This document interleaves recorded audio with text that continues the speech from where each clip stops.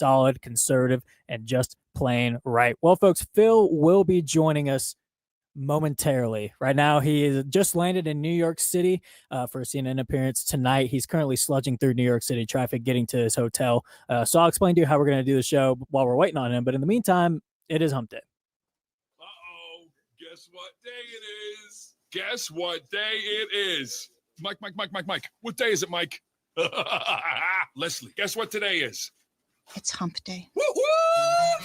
That's right. It is hump day, folks. And like I said, Phil will be joining us momentarily. In the meantime, while we're waiting on him, though, we will be playing a replay of an earlier show until he can jump on in the live stream, and the rest of the show will be live.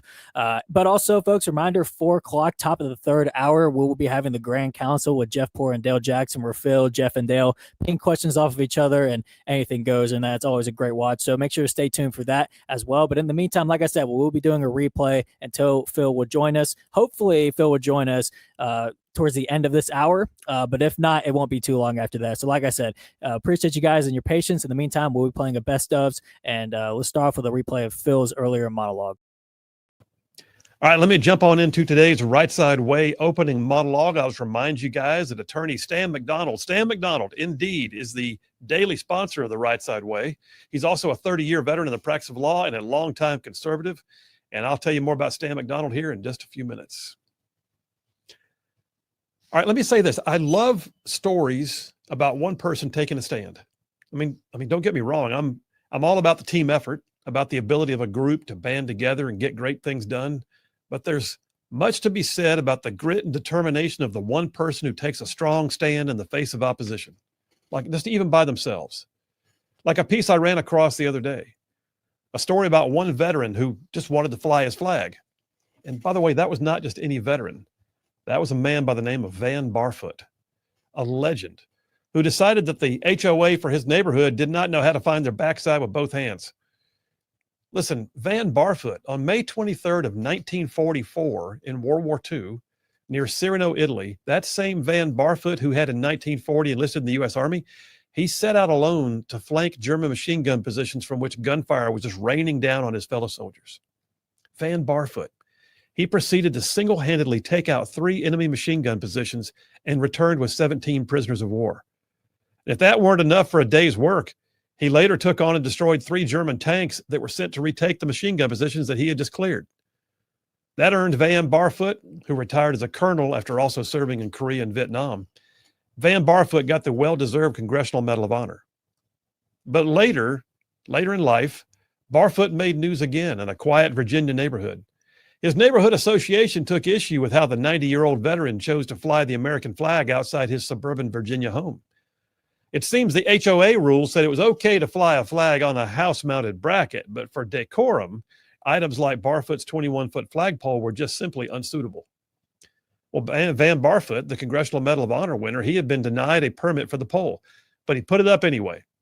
And he was facing court action unless he agreed to take it down. And then the HOA story made national TV. And the neighborhood association rethought its position and agreed to indulge the aging hero who dwelt among them. His words, "In the time I have left," he said to the Associated Press, "I plan to continue to fly the American flag without interference." As well he should. And oh, by the way, as well he had earned. And if any of his neighbors had taken a notion to contest him further, they might have done well to read his Medal of Honor citation first. It seems it indicates that Mr. Van Barfoot wasn't particularly good at backing down. It's a great story. And it was also a big deal, but small in comparison to the one that I'm about to tell you. Let me start by saying, or asking, what if I told you that your opinion not only did not matter, but you were prohibited from even sharing your opinion in any way, like any way at all? No Facebook posts, no town hall meetings, no letters to the editor, no calls to Rightside Radio, nothing. Your opinion was forbidden. In fact, if they wanted your opinion, they would tell you what it is first. Some of you may be thinking that you're feeling that way right now, but you're not by a long shot. In fact, your voice may be your greatest weapon.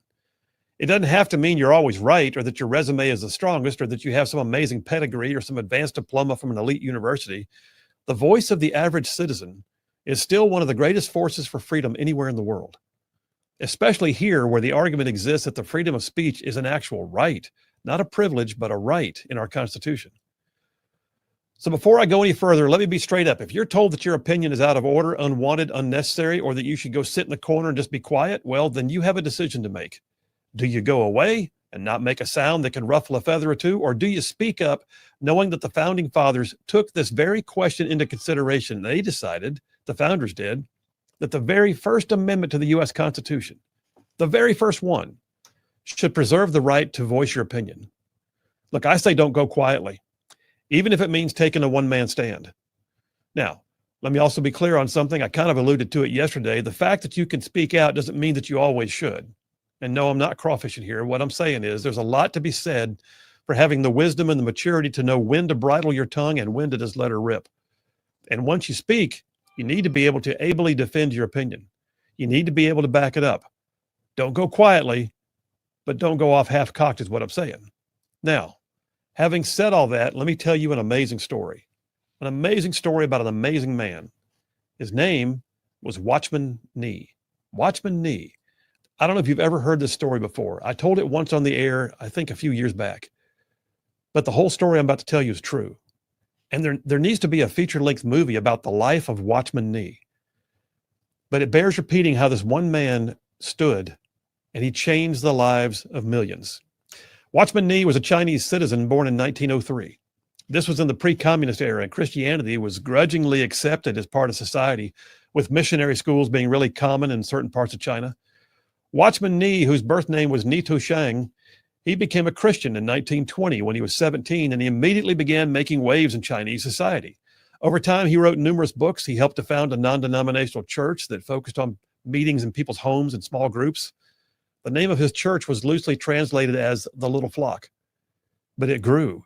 And it was not really that little when you took it in its totality. At one point, it was estimated that upwards of 1 million citizens of China had adopted the Christian faith, and of those, 10% were members of Watchman Nee's Little Flock.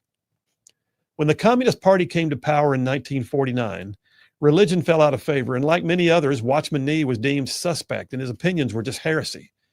He became a target of the Chinese Party's government, and at every step, he maintained his faith, and he spoke about it openly nonetheless.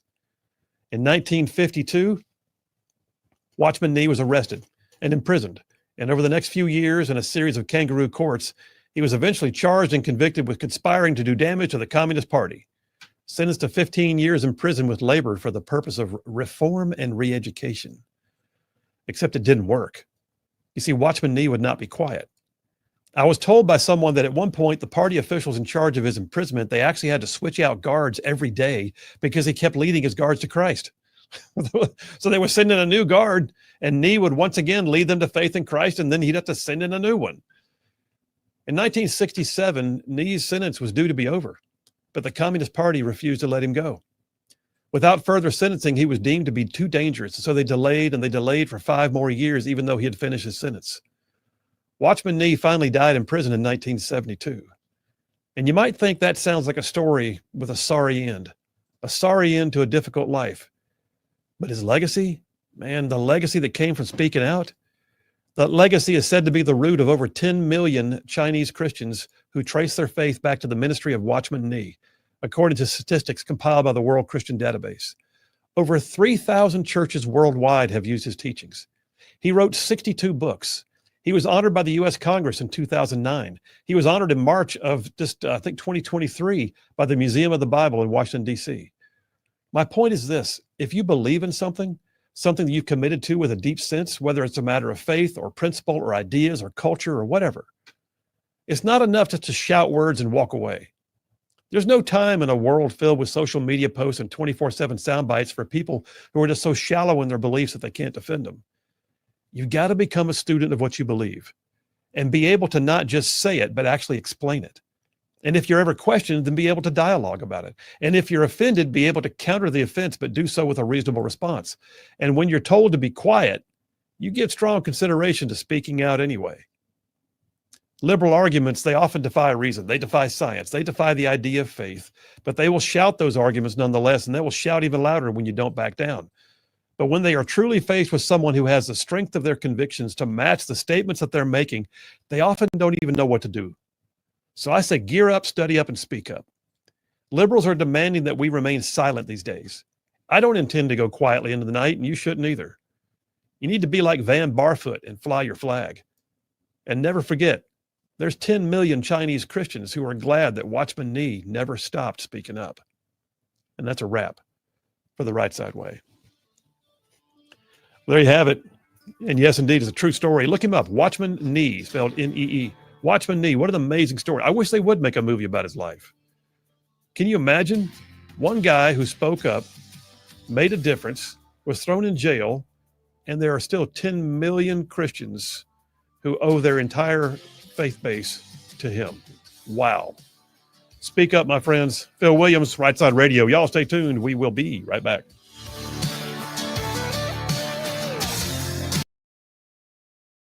Brother.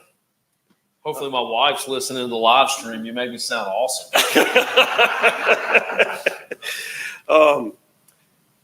Speaking of wife, I'm gonna let you get personal with the crowd for a minute.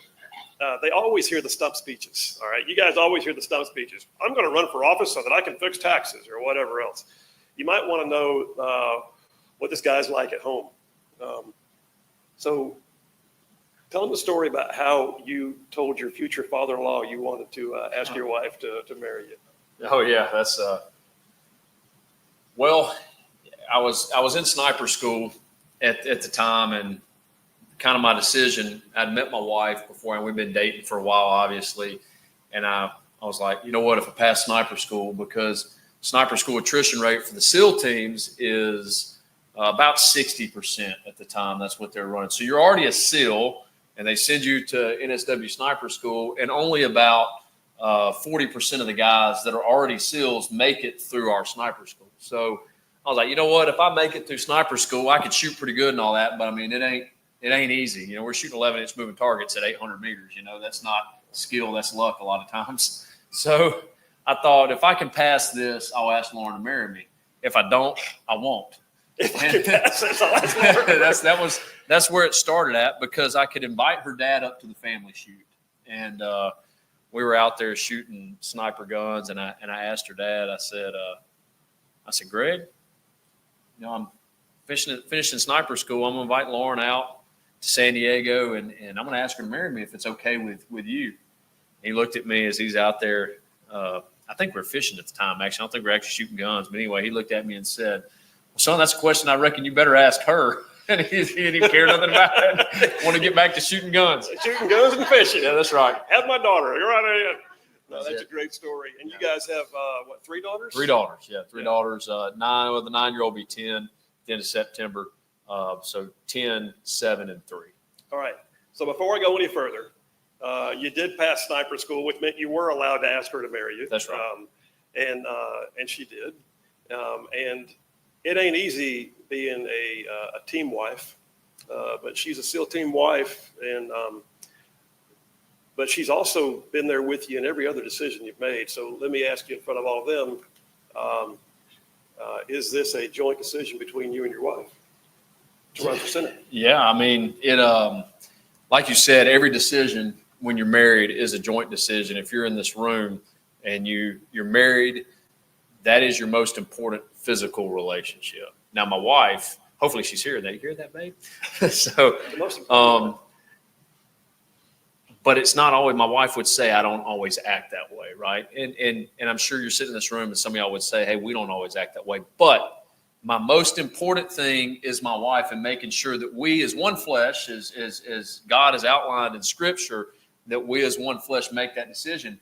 And if we're working against each other, if the flesh is fighting with each other, then you're never going to be able to be effective in any decision you make. So, yes, it is both of our decision is actually her that as we spent time praying about it, I couldn't get an answer from the Lord on what I should do. I mean, I spent a lot of time praying. I could not get an answer from the Lord. Hey, yeah, run for Senate, because this is the last thing I can tell everybody in this room. It's the last thing that I want to do. I do not want to be a U.S. Senator. I don't want to go to Washington, D.C., but it is the service. It is truly the service that I desire. I do desire the service to this nation, to this state that it could be. My wife is of the same thought process. She doesn't want to share me with D.C. She said, I think you're going to win this. She said, that's the scary part, because I don't want to share you with Washington, D.C. I don't want the girls to have to share you with Washington, D.C., because they're not moving there. So my heart's going to be here. They're going to stay here. at home. But she said, I think this is what we're supposed to do. And I said, well, we're going to have to go with that, because the only answer I was getting was ask your wife, do what she says. And that was it. We did have a conversation back before he announced, and you told me that the advice you were given was ask your wife. That's what I got from the Lord, and I even confirmed it with my granddaddy. To tell you how I mean, and you know this, how I feel about politics. I was ashamed to tell my granddaddy that I was going to run for U.S. Senator, the one that lives up there by, Knockaloo Falls by you. I was ashamed to tell him that. I was like, he's not going to like this. He loved the SEAL thing, all that. He's not going to like this. And he said, well, son, it would be an honor to even say your grandson ran for it. No, you don't even have to win it, which was surprising to me. I wouldn't expect that. But he said, what are you asking me for? Ask your wife, do what she says. And when he said that, I said, okay, Lord, you've confirmed it for me, and that's what we decided to do. Well,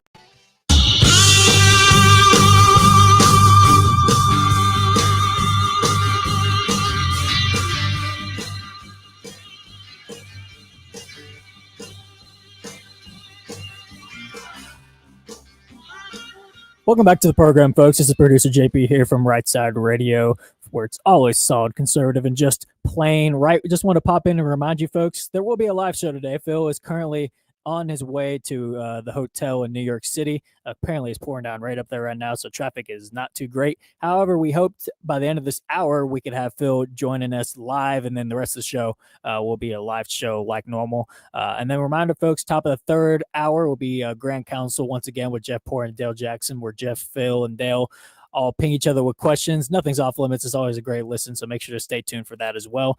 Want to remind you guys again, if you want to check out the live stream, go to rightside.media.org, and you can go to the show page and you'll see our daily live stream. So if there's any issues on the radio, any issues, wherever you're listening, iHeart or the streaming anywhere, just go to our live stream, and that's always pretty reliable. We can also have content during commercial breaks so y'all can watch. You can actually watch right now, even with a replay. We still got video up there for y'all to watch. You can see inside the studio, see what me and Phil are wearing every day. So just want to remind you guys of that. If you have any issues during your radio or whatever, the live stream is normally pretty reliable. Y'all can check in there, and don't miss the show for any reason at all. So make sure to check out the live stream as well. In the meantime, we're going to get back to this replay, folks, until Phil can join us live. We appreciate your patience.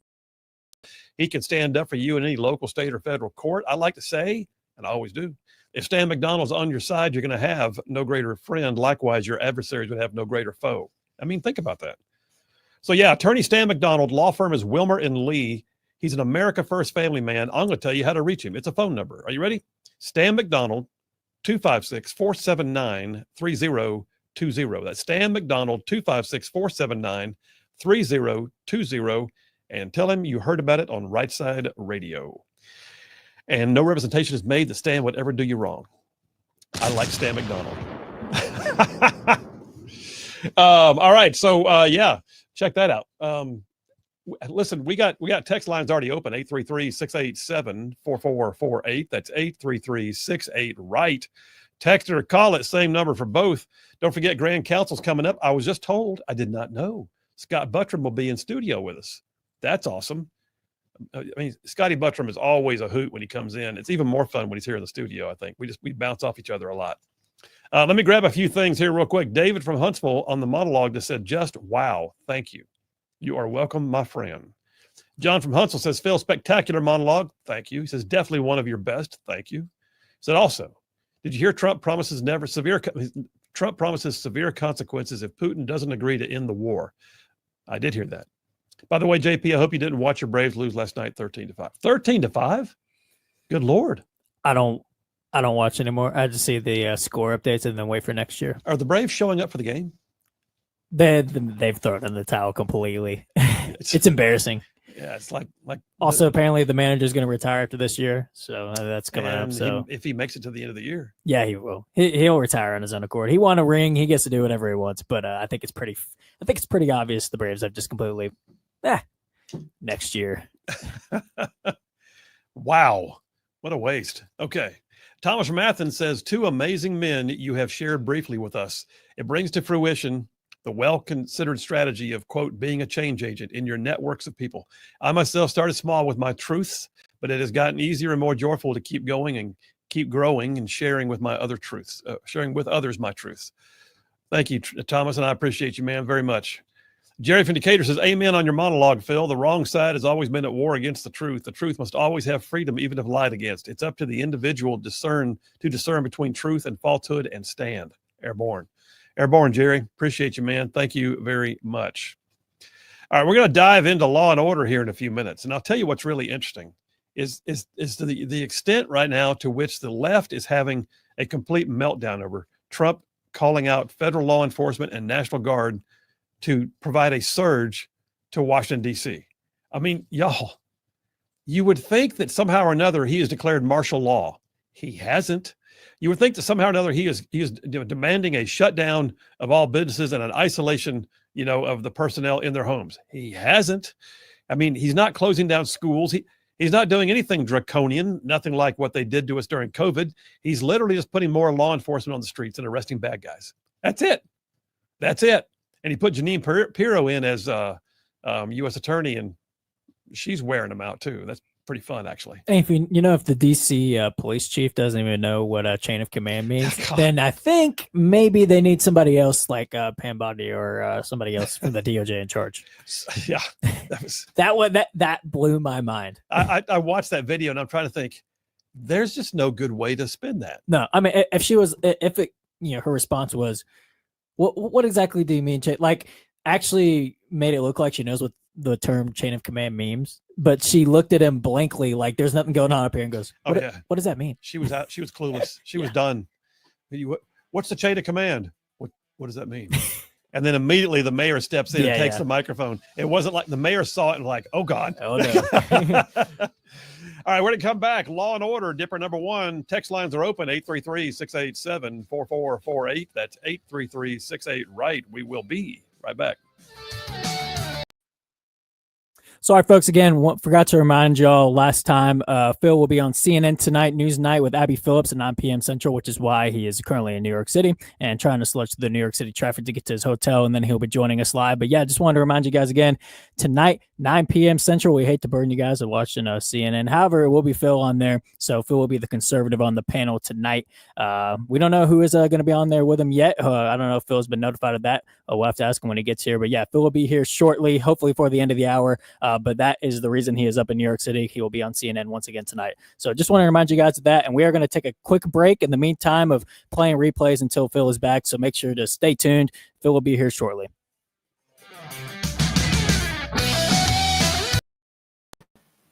I heard several things in there about hearing from the Lord, about praying. So if you wouldn't mind, just tell them real quickly where your relationship with the Lord really originated. Yeah, and that's the most important thing about, man. We just heard SEAL, obviously husband, wife. Yeah, the SEAL was a cool thing. The jobs we do, law enforcement, human trafficking, that's all neat stuff, and it's important stuff. Running for Senate, that's important. We talked about politics earlier. I was kind of surprised to hear a church talk as much about politics as y'all's church has. That's great, and those are important things. But your most important relationship, my most important physical relationship, wife and girls. But more important even than that is what's eternal, and that's my relationship with Jesus. So by that I mean, because in political season, everybody's a Christian in Alabama. That's what I've learned. What that actually means is I believe that Jesus came, lived a perfect life, died, rose again on the third day for my sins and yours, and it's through him we're set free. And if you don't know him, ask God to reveal himself to you, and I promise you he'll do it tonight, and it will be in the person of Jesus Christ, and you can do one or two things. You can believe the lie that Pilate believed and wash your hands and say, I'm innocent of this man's blood, or you can believe who he is, Lord and Savior, the person of Jesus Christ, who that is. That's what I believe. That's what I mean by Christian. And I asked Christ in my heart when I was 6 years old in my mom and dad's bedroom in a trailer in Gaston, Alabama. And it's good stuff, man. By the way, I got to tell you something he said to me that was so off the cuff a minute ago. You probably don't realize how quickly you jabbed me. But he walks up on the stage, and I said, hey, dude. And he goes, hey, man. I said, by the way, I'm here to tell you I'm running against you. And he looks at me and he goes, I thought Rangers lead the way. Why are you behind? I mean, RLTW, baby. He didn't even skip a beat. All right, so good-natured ribbing, but deep respect. You were in the SEAL teams. It is no small thing to get through buds to be a SEAL. I'll just say that for you. You don't have to say it. I'll say it for you. Deep respect. I've been out to Coronado on TDY. The water's always cold. By the way, in San Diego, it is always freezing. But it snowed during my hell week, flurried on the beach. Oh my gosh, that's crazy. But that being said, you became a member of an organization that is deeply respected around the world for the combat skills it taught you. But the thing, like for instance, when I think I told you during our podcast, when I went through Ranger School, I learned all the things about small unit tactics and patrolling and mountaineering and all the things. But I learned a lot about myself. I learned about things about myself I didn't like. I learned about things that I didn't know were there. And then later on, looking back, I realized it did things for me that I didn't realize it was going to do. So your time as a SEAL, aside from your military experience, which is incredible, what did you gain from it as an individual? Personally, what I gained from it as an individual is it taught me, because I believe this is something that you're taught. This is not something that you're necessarily born with, some maybe more than others, but it taught me perseverance, right? And we know what Scripture tells us. I mean, through perseverance comes what? Faith, right? But it taught me real perseverance, real suffering, physical suffering. I have people all the time say, "Oh, I could do the mental part, but I couldn't do the physical part." You don't get it. It is so physical, it becomes mental. That's the problem with it. Like it's pain that you I still deal with. I mean, how 20-something years down the road, 20 years down the road, there's issues that I still have just from training, just from going through BUDS training. So it taught me perseverance. You're going to need it in politics. Oh, yeah. Yeah. Well, the thing with politics, what I've learned is what people ask, it's not that hard. It's just a hassle. That is the one thing that I would say in politics. It hasn't been that hard. It is just hassle-some. It's like, you got to be kidding me. I wish we could get physical, but all we do is sit here and talk. You know what, though? I will say this. So I told him when we did our podcast, there's two things that every former SEAL does is write a book or run for office, one or the other. And you've done both. I did both. Yeah. Although I wrote a pamphlet. It's only like 38 pages long. Okay, so. That works. All right, but so here you are running for office. You've got a life that proves you understand and gain the value of perseverance. You don't quit easy. You got a mission mindset. You've been in the trenches fighting human trafficking.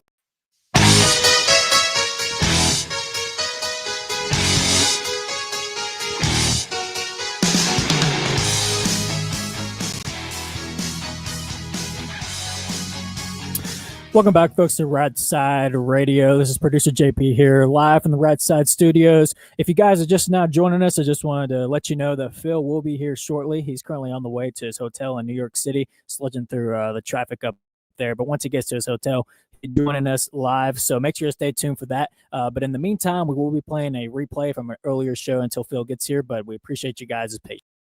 Over to Chattanooga. I'm talking about from Tuscaloosa back on over to Gadsden. I mean, all the way down to that loveliest little village on the plains that we call Auburn, straight across the line from there to what we now call, once again, Fort Benning. And then big old patches of North Georgia and Mississippi all thrown in just for good measure.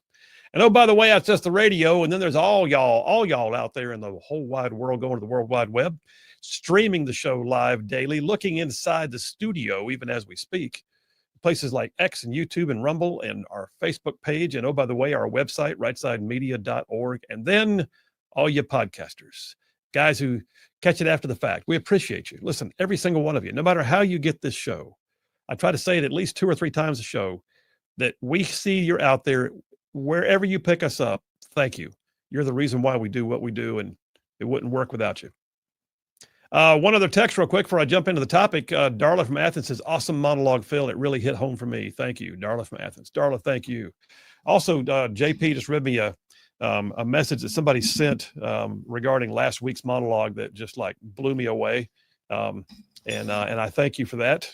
So anyway, all said and done, you guys, I'm serious. You're the reason why we do what we do. All right, let's talk about some law and order. Let's talk about some Democrat come apart. Let's talk about some Democrats who don't know which way is up right now, because every time they turn around, They think they got something going on, and Trump does something. They're literally like a clown show right now. In my opinion, the Democrats, they lack leadership, they lack policy, they lack decision making, they lack a plan, they lack a methodology. I mean, they are literally just playing catch up every turn, and I am loving it. Right now, it still boggles my mind that people, who was it? Was it which one? Well, I don't know which one it was of the former communications directors for the press secretaries for the Biden administration said that Biden was running rings around everybody. Was that Karine Jean-Pierre? I was going to say, I think it was Jen Psaki, but then in my head, I was like, no, that's exactly something Karine Jean-Pierre would say too. So I really don't know. We can't keep up with it. It He was runs rings around everybody. Yeah. Well, to be fair, I think everybody in the Biden administration said that. So they're all to blame for that. Well, all said and done, I think what we know is that Trump runs ring around. The man's 78 years old. He can still play golf. He's still out there doing stuff. He only sleeps like 4.5 to 5 hours a night. The guy is literally like just a dynamo. Like, how in the world do you do all that you do? All that, and he eats McDonald's and drinks Diet Coke on a regular basis. But nonetheless, he is getting stuff done. It's like his brain never stops. And it's hilarious to me to watch the Democrats who are like so used to just, well, we're going to do a few things here. You watch and wait and see what we do. And they can't walk and chew gum at the same time. Trump makes the gum. It's just unbelievable. Anyway, I say all that to say what's happening with the law and order is one more piece they didn't see coming. Listen, they're busy trying to counter his economic policies and all the things they're used to presidents doing. He's doing all of that, and then he's diving into things they didn't expect. He's doing things like, out of the blue, he's going to build a ballroom with private money for the White House. Out of the blue, he's going to, do this over here and that over there. He's redesigning the decorating in the White House. I mean, he does all of it himself too. He does all these things where he directs traffic on everything. Biden took naps and had the auto pen sign papers. Amazing the difference. Well, one of the places they didn't expect him to do something is to deal with law and order. It's one thing for them to realize he's probably going to take action on the southern border, and that measure of law and order is important. And then they kind of expected him to do the actual immigration roundups, although I think they were caught off guard by how effective it really has been and how adamant he's been about pursuing it. He's not backing off. But what they didn't see coming is when he addresses things at levels that presidents don't usually go. They're calling it tyranny. They're calling it oppression. That he would dare to send a surge of law enforcement into Washington, D.C. to help clean up the streets. But look at what we're dealing with. The reason why Democrats are having and here's the thing, keep in mind, here's when you're having that water cooler conversation with somebody. When a liberal challenges you, when your liberal uncle comes from a visit, sits at the table, makes a snide remark, let me just go ahead and give you the response. Liberals aren't mad because Trump is trying to pursue law and order. Liberals are mad because Trump's actions are calling attention to their inactions. That's where it comes down to. They are mad right now that he has, by taking action against things like law and order in Washington, D.C., it calls attention to their failings. Suddenly the whole world goes, yeah, why do we have a crime rate higher than that of Mexico City in our nation's capital? Yeah, why is the homelessness so bad in our nation's capital? Yeah, why don't we have enough law enforcement in our nation's capital? Yeah, why do we have no bail and soft on crime policies? And why do we have why? Well, guess what? Nobody was talking about it until Trump took action, were they? Now, all of a sudden, all God's children are sitting up straighter in their chair going, what did he do? Well, he sent federal law enforcement and he sent the National Guard. He says it's for 30 days and we'll see if we need to renew it after that. But they have been out there just, tagging and bagging them. They have lock, cocked, and ready to rock. They are doing the thing right now. And you know what's funny? You want to find out whether it's needed or successful? Go ahead and ask the men and women in blue. I dare you. Stop talking to pink hairs who scream in microphones and make no sense. Stop talking to the liberal Karens who show up with signs and demand that the tyrant go away. Stop talking to, talking heads who swear on the MSNBC broadcast that there's really no high crime. Stats are better. They're better than they were last year. Go talk to the men and women in blue who patrol those streets. See if they like what's happening right now. You know what you'll find out? They love it. So having said all that, let me dive into a few resources here and give you a few things to think about. Now, this is not Washington, D.C., but this is indicative of where we are, all right? I pulled this off Fox News because, in my opinion, it paints one of the clearest images of liberal policies and the fact that law enforcement feels threatened by the same people they're called to serve. Fox News has a story dateline yesterday, actually dateline today. A retired Chicago area cop has expressed frustration with Mayor Brandon. By the way, that's the most liberal. I mean, we're finally going to probably have a Mamdani mayor in New York City, which will be more liberal than the Brandon Johnson we now have in Chicago. Brandon Johnson does not deserve the office of the mayor in Chicago. I mean, the Windy City is just getting trashed by that guy. Anyway, a retired Chicago area cop expressed frustration with Mayor Brandon Johnson's refusal to cooperate with ICE. Okay, we've heard this before, but listen to the context.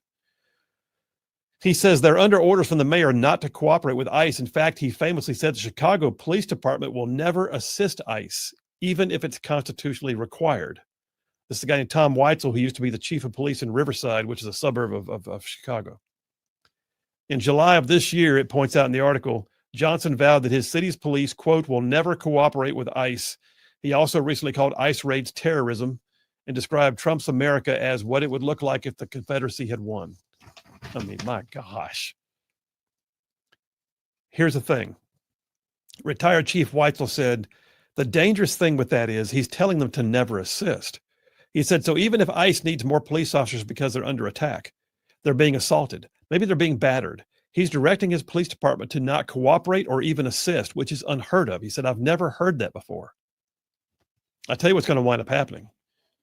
You're going to wind up having Chicago men and women in uniform responding to an all call one day to ICE, and they're going to do it in defiance of the mayor's orders. I guarantee you, you watch, you wait, it's going to happen. But the men and women in blue are sick to death of these liberal policies. And some of them might even vote Democrat, but they don't agree with this.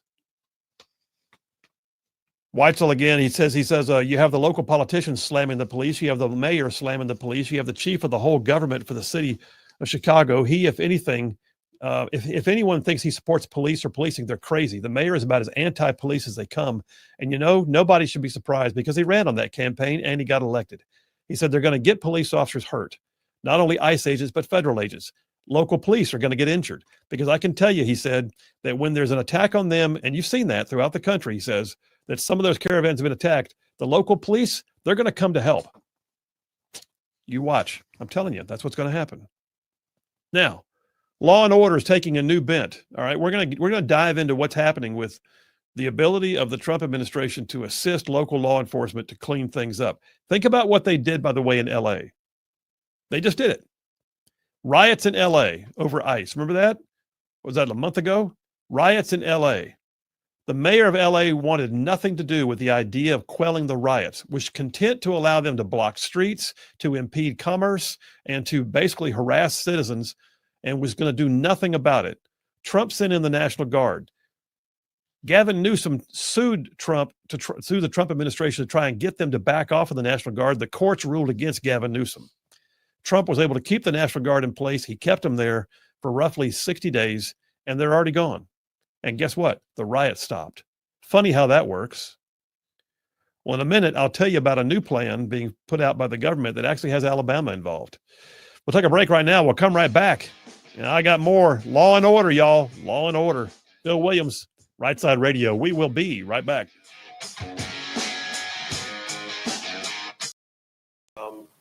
You got out of the teams, but you still kept the skill set going and you teach other people. So all these things, and you've got a great life. And I'll just tell you right now, by the way, if you haven't checked out the website for Covenant Rescue Group, which is one of his two businesses, they do amazing things. And if you're reading stories online about, human trafficking busted in so-and-so county, or human trafficking busted in California, or whatever. A lot of times you're going to find Covenant Rescue Group was the advisory group that was there helping local law enforcement gain the ability to do it, train the trainer kind of stuff. All right, that being said, why do you want to leave it all and go into politics? Besides the fact that God called you, why do you want to leave? First off, I mean, I don't want to leave it just to go into politics. And that's what somebody said to me when I was asked back in probably March time frame by some people who support our organization. They knew Coach Tubberwell, and they said, hey, Coach is going to be running for governor. Are you interested in running for his open U.S. Senate seat? My initial response was no, I'm not, because I don't have that political ambition.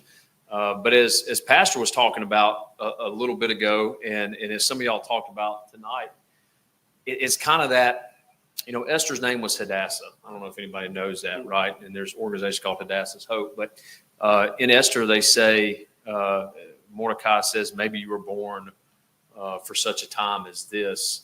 And how can I sit here and look at my kids if we continue to go the way we're going, right?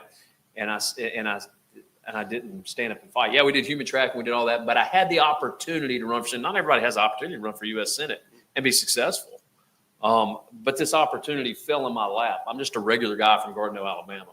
It doesn't happen to a guy like me, but there's no doubt it was the Lord opened the door. So that was kind of the reason, I guess, that it pushed me to talk to my wife.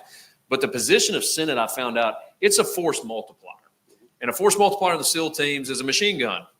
I can take a machine gun, I can turn one SEAL into 4 SEALs, right?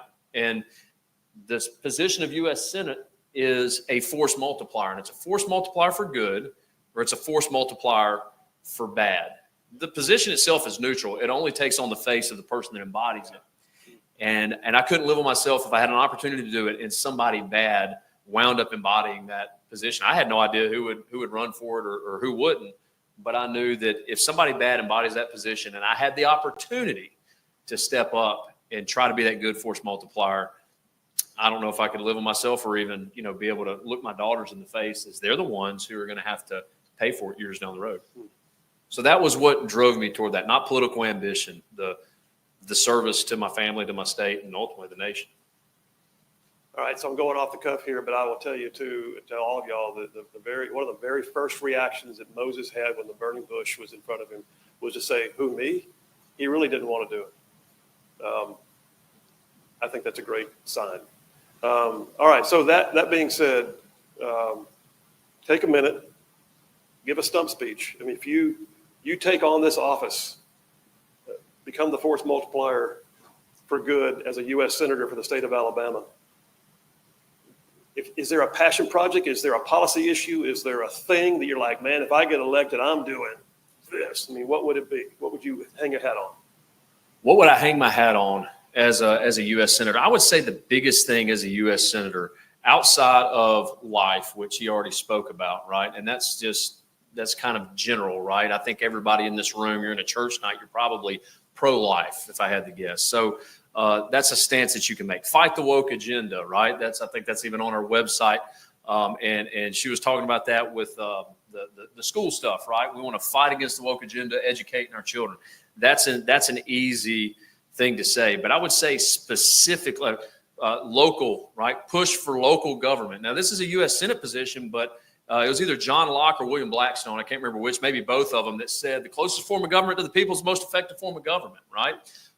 As a U.S. Senator, I will not be the closest form of government to you here in Huntsville, but pushing people to understand their job as we, the people, in electing not just federal government, but local government. So I think those are all what they covered are those big general things. But if I look at one really serious passion project, the biggest thing that I see, the biggest thing that bothers me as a small business owner and as a guy who runs a nonprofit, as a dad who's a pastor of a church, organizations that have to deal with government, is everything the government gets their fingers involved in winds up being not very good. The government is very ineffective and inefficient at what they do. They're good at some things.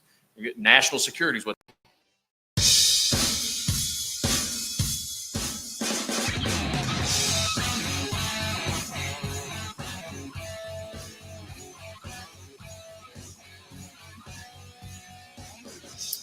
Welcome back, folks, to Rightside Radio. This is producer JP here live from the Rightside Studios. I just talked to Phil, folks. Phil is at his hotel. He'll be logging in at 3:30. 3:30, Phil will be joining us live. So you guys want to make a note to yourself.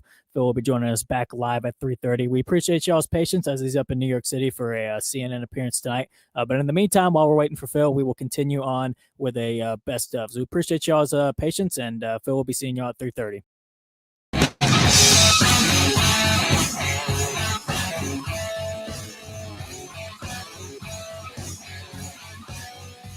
And we are back. Phil Williams, Rightside Radio. Solid conservative, just plain right. Laying it down thick with some bulletproof influence. That's what we're doing.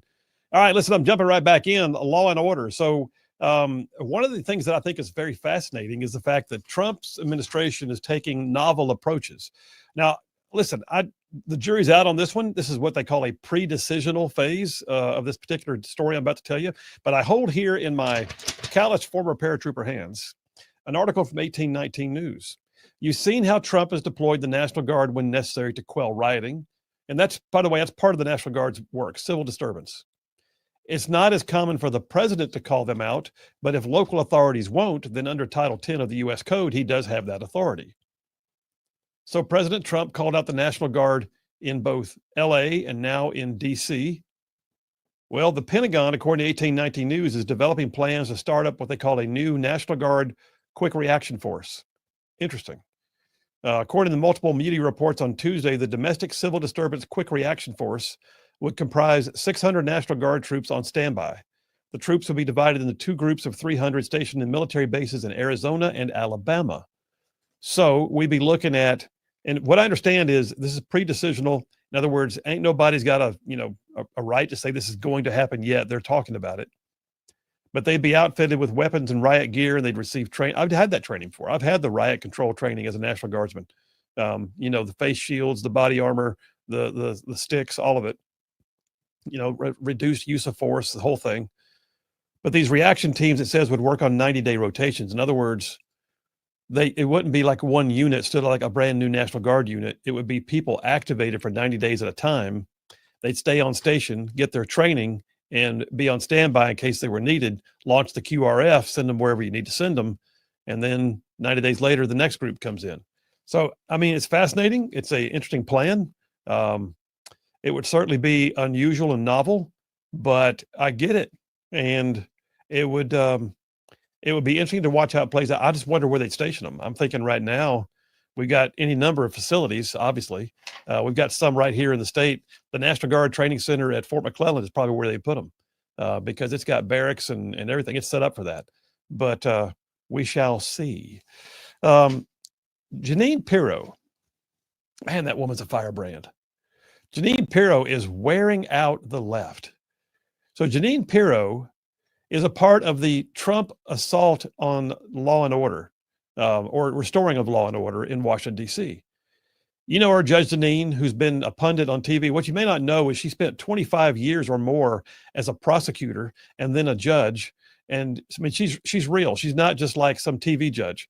She is literally someone who's been in the trenches for years as a career prosecutor and crime fighter and a judge. She's been a pundit for the last, 10 or 15 years, I guess. But President Trump recently appointed her, and she was confirmed by the U.S. Senate. She is now the U.S. Attorney for Washington, D.C. This is one of the best things he could have done because she is having none of it. And when I say none of it, I mean none of it. So the whole idea that soft on crime and you've got to, aren't you a little bit aware of how, you're coming, isn't crime rate down? Well, she's having none of it. I got a soundbite here. I'm going to call up soundbite 1, if you don't mind, please. This is Jeanine Pirro. She was in a press conference. She had just finished talking about everything she was doing from her office as U.S. Attorney. And then she got a question wanting to know about crime going down, and she was having none of it. Play it. Oh, stop it. We are putting all kinds of resources onto the street. Thank you, guys. Thanks. Martin issued a press release hailing the drop in crime rates at the end of it. What changed? It's never enough. This changed. This changed. It's never enough. You tell these families crime has dropped. You tell the mother of the intern who was shot going out from McDonald's near the Washington Convention Center, oh, crime is down. You tell the kid who was just beat the hell and back with a severe concussion and a broken nose, crime is down. No, that falls on deaf ears. And my ears are deaf to that. And that's why I fight the fight. Thank you. I'm not sure they're going to want to ask her a question again next time. No, she just about broke the mic too. Yeah, she did. That was more than a mic drop. That was like a mic slam. Mic manhandling. Yes, it was. But that's exactly what it takes. Can you imagine? They're reeling right now because the soft on crime policies of local DAs and local city council and the local judges don't know what to do with the fact that federal law enforcement has now been introduced into the mix, and they're actually out on the streets arresting people and giving authority to the U.S. attorney to come in there and prosecute crime. She just had a post a little while ago. I was looking at it on the screen, so I can find it again. Here it is. She announced, and she's got a video of her talking. I'm looking at it on X. She said, "You assault a law enforcement officer, you will be prosecuted." This guy, she didn't say what guy, but I think I know which one it is. This guy thought it was funny. He doesn't think it's funny today. We just charged him with a felony. In other words, she's not only doing this to protect the streets, but she's making sure the men and women in blue know that she's got their back. And y'all, the sycophants that have been just like sucking up to the criminals for years in DC are sitting back in their chair going, wait a minute, you can do that? Yeah, she can do that. And yeah, she is. She is wearing it out, and I'm loving it. And if you look at it, by the way, that soundbite you heard a moment ago, if you were watching the live stream, you got to actually see it. But she was through at the press conference. That was a comment thrown at her as she was about to leave. And she grabbed that mic, and with passion, she just told him, she just said, and when she said, "Oh, stop it. This is what changed. This is what changed." She was pointing at posters of victims. What she was trying to say was, we are not going to go down that road of you trying to tell me that crime rates are down. So the crime rates are not down. Go tell that to the victims' families. See, that's the thing, is so often the left forgets that the victims should have a voice in this. I saw it all the time in Montgomery. I'll never forget. If I have time, I'll say the story real quick. We had Sue Bell Cobb used to be the very liberal Chief Justice of our Alabama Supreme Court. One of my first years down in Montgomery, she was still in office. She resigned at some point. No one could figure out why. But Sue Bell Cobb got in my face one day after Judiciary Committee, said, "Senator Williams, what are you going to tell your constituents about overcrowding in prisons?" And I said, "Madam Chief Justice, what are you going to tell my constituents about criminals who are walking the streets committing crimes again because we were too soft on them?" She did not like that answer. She was like 5'0" and poking her finger in my face. And I just basically said, not going to have it. That's what it takes. That's what it takes. More of that coming up. Phil Williams, right? To be good at, right? Waging war, right? So our military forces, infrastructure, roads. There's some things that government is good at and it's supposed to be there for. Their finger's not supposed to be on the scale of private equity business, certain things that we have to survive and to live. And that's why you talk about churches, Pastor. I see you sitting over there, so I'll use church as an example. That's why a lot of times churches step out of talking about politics, because we can't get too political because we might lose our 501c3 status. I mean, it's a government registering. My biggest passion project would be teaching the people, as he said earlier, we're the kings and queens of this nation. We the people is the top of the chain of command, not U.S. Senator, not president, not anybody else that you would elect. We the people is the top of the chain of command, and I'm supposed to be a representative or a voice that is doing the will of we the people and leveraging, in this case, my yes or no. That's what I get, a yes or no vote. Leveraging my yes or no to get us as close to the right answer as possible so that I bring the issues of the people of Alabama to Washington, D.C., and not the issues of Washington, D.C. back to the people of Alabama. On the other side of it, for those of y'all in here running for local office, and that's what you did, right? You running it for a state office. They're elected to take the issues that you have here in Huntsville, Madison County, wherever you're at in this area or Decatur, I guess we're close to Decatur to Montgomery, not the issues of Montgomery back here to your city and town. And then finally, like you were talking about at the extreme local level, running for a school board position, you're supposed to be able to take the issues of how we educate these students back to the parents, say, these are the issues we're having, and not create issues where the parents have to come to you and say, why has this not been fixed? That is the purpose of government. I would say that's my biggest passion project, is making sure we understand our role. We are the kings and queens of this nation. That's how we were founded. That's the principles of our republic. And we have to understand that. I think so many people don't. That's why you have 20% turnout in a local election. And even 60% for a presidential election seems extremely low to me, to be honest with you, especially during the times that we're in. Yeah, no doubt. Good stuff. All right. We'll go to questions here in just a minute. By the way, if you've not filled out your questions, if you have one you want to write down, just do that and then pass it to the center of the aisle, and Emily will get them real quick here in just a minute. All right. I heard your heart. I heard, where you're at with, your relationship with the Lord. You're a family man, your military background. Let me ask you this. There's been a lot in the news lately, especially with the tragedy out of Bibb County, about things that have been perpetrated on children. You and I had a discussion during our podcast about, first of all, one of his companies is called the Shooting Institute, and that's the one you use to train military and law enforcement. But then you have Covenant Rescue Group. And I asked you at some point during that podcast, how did that come about? Where did Covenant Rescue Group come from?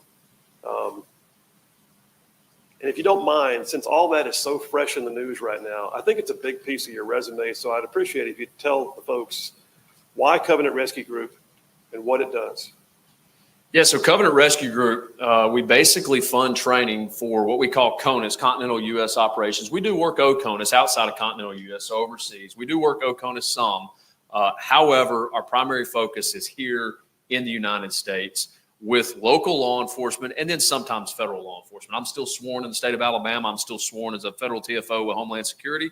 But our goal is to work at the local level because, going back to what I said earlier, the John Locke quote, is the closest form of government with people is the most effective form of government. And working with a local agency to target individuals who are primarily buying or selling children for sex. That would be the primary focus of it, child exploitation. We worked in Huntsville recently. Actually, we worked in Huntsville a good bit this year. But with all of that being said, our focus is to do that at no charge for the law enforcement agency. My wife and I, we started it. Business was going well. The Lord was opening doors, blessing us. We started it. In 2018, 2019, got our 501c3 status, and we're off to the races.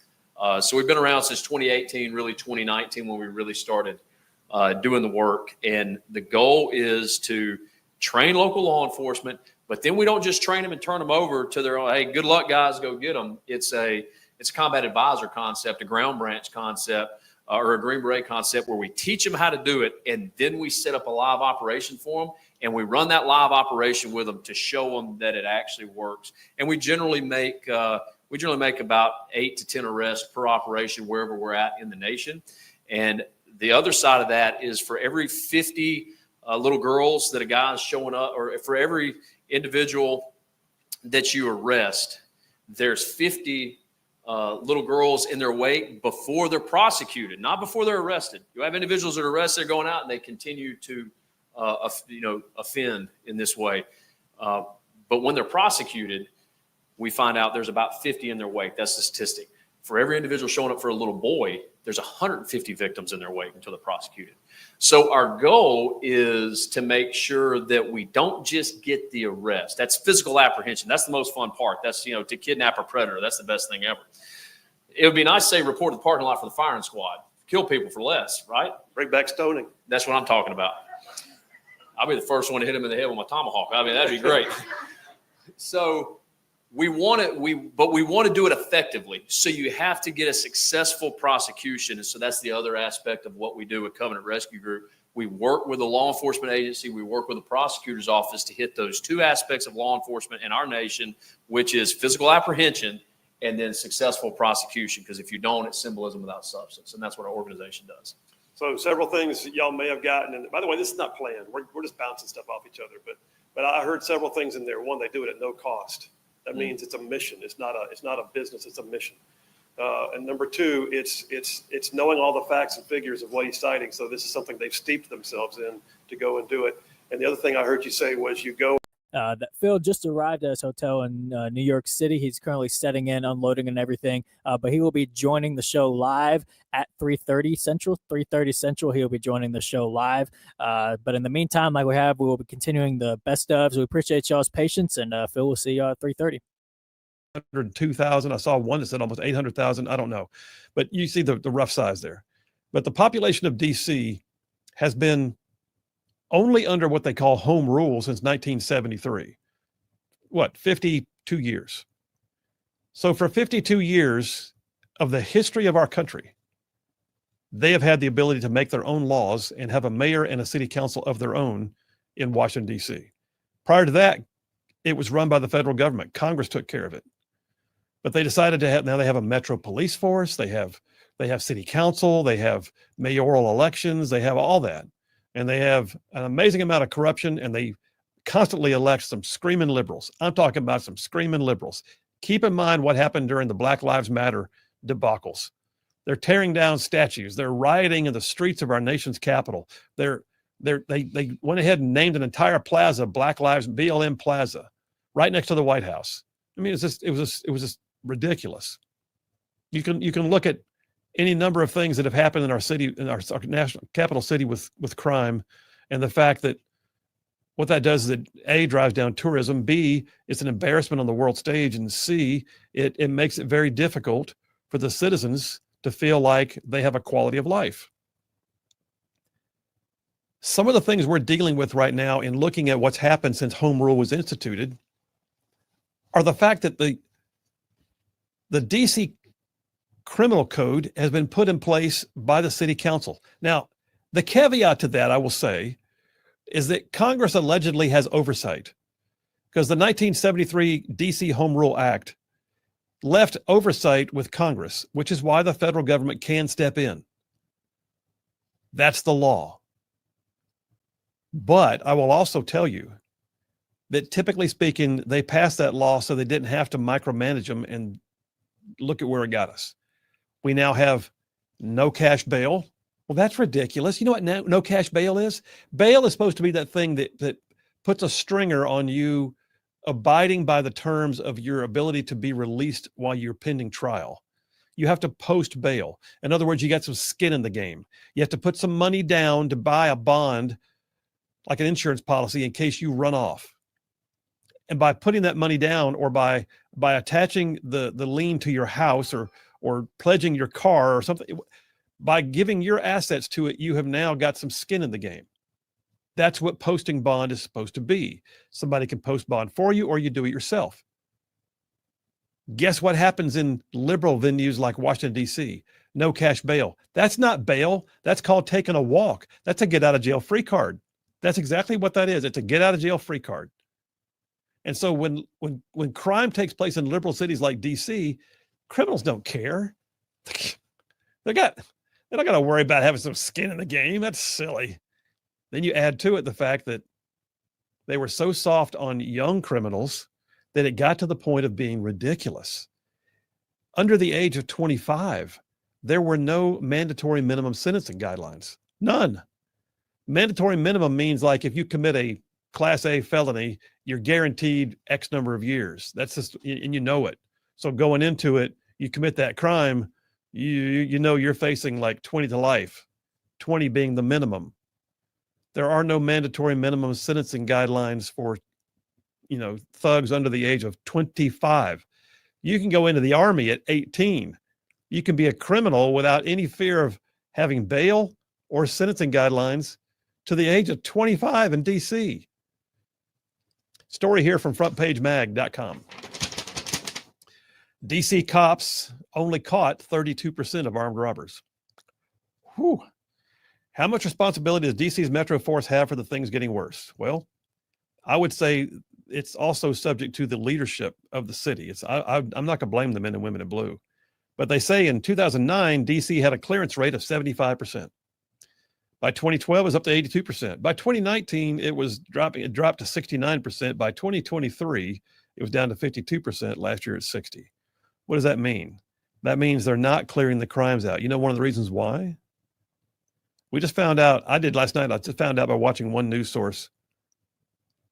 The DC crime lab, where they process the evidence, has been out of commission for failing to meet certification guidelines for 4 years.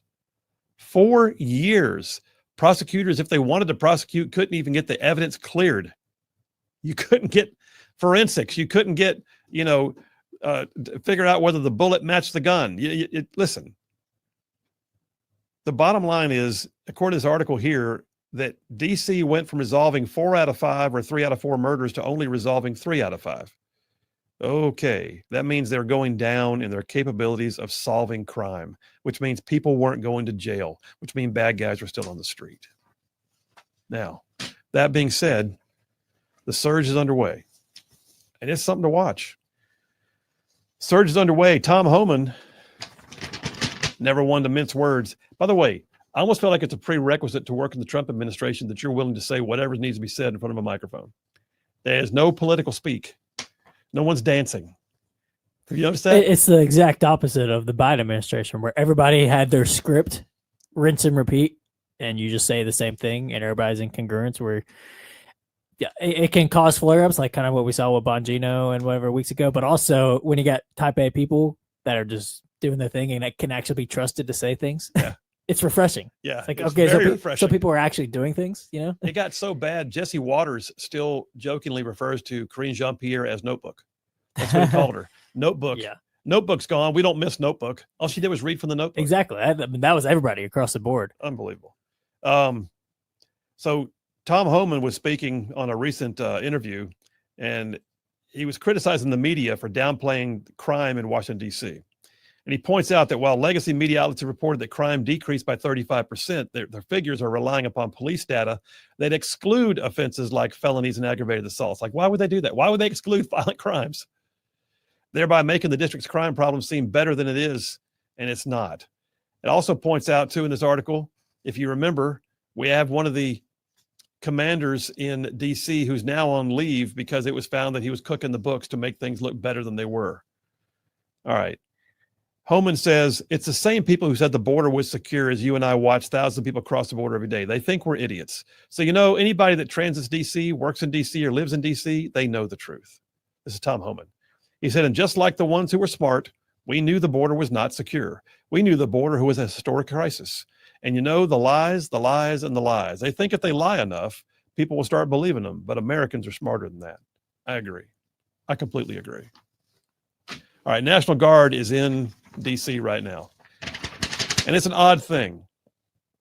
We've seen DEA, ATF, and other federal law enforcement and National Guard all now patrolling the streets. Yesterday, the surge went on, and they made immediately 23 arrests. Doesn't sound like a lot, but when you consider that what it did was 23 arrests just by federal law enforcement, that means they're out there, they're game on, and they're getting something done. I think criminals are going to take note. And on Tuesday, D.C. Mayor Muriel Bowser met with federal officials. I appreciated this. It's not been said enough, but Pam Bondi has already had a sit-down meeting with Mayor Bowser to assure her that this is not a long-term thing, and to discuss, in her words, how they can work together to make sure that federal law enforcement is providing to Metro DC what they need to combat this issue. And I am aware that Muriel Bowser is a liberal, like a very much, but I will say this: she has been far more game on in terms of cooperating with the Trump administration than I ever expected. I thought sure she'd fight back on the whole BLM Plaza being repainted. She didn't. I thought sure that she would never stand next to Trump. She came to the White House and did a press conference. There you go. All that to say, National Guard troops are right now leaving their DC armory on Tuesday mornings, going out in military vehicles around the streets of the nation's capital. And the presence of troops and federal law enforcement comes as Trump is working to actually crack down on crime in our nation's capital. And Mayor Bowser has said that her hands are tied and she's leaving her administration with no choice but to comply and adapt. You know what that is? That's her saying, I'm not going to fight this. You know why? Because they actually want it. Because they know the citizens want it. Because the only people that are complaining are the same ones who lie about everything that Trump does anyway. They're the same ones who applauded Black Lives Matter tearing down statues and ripping up streets. They're the same ones who said that the border was secure and it wasn't.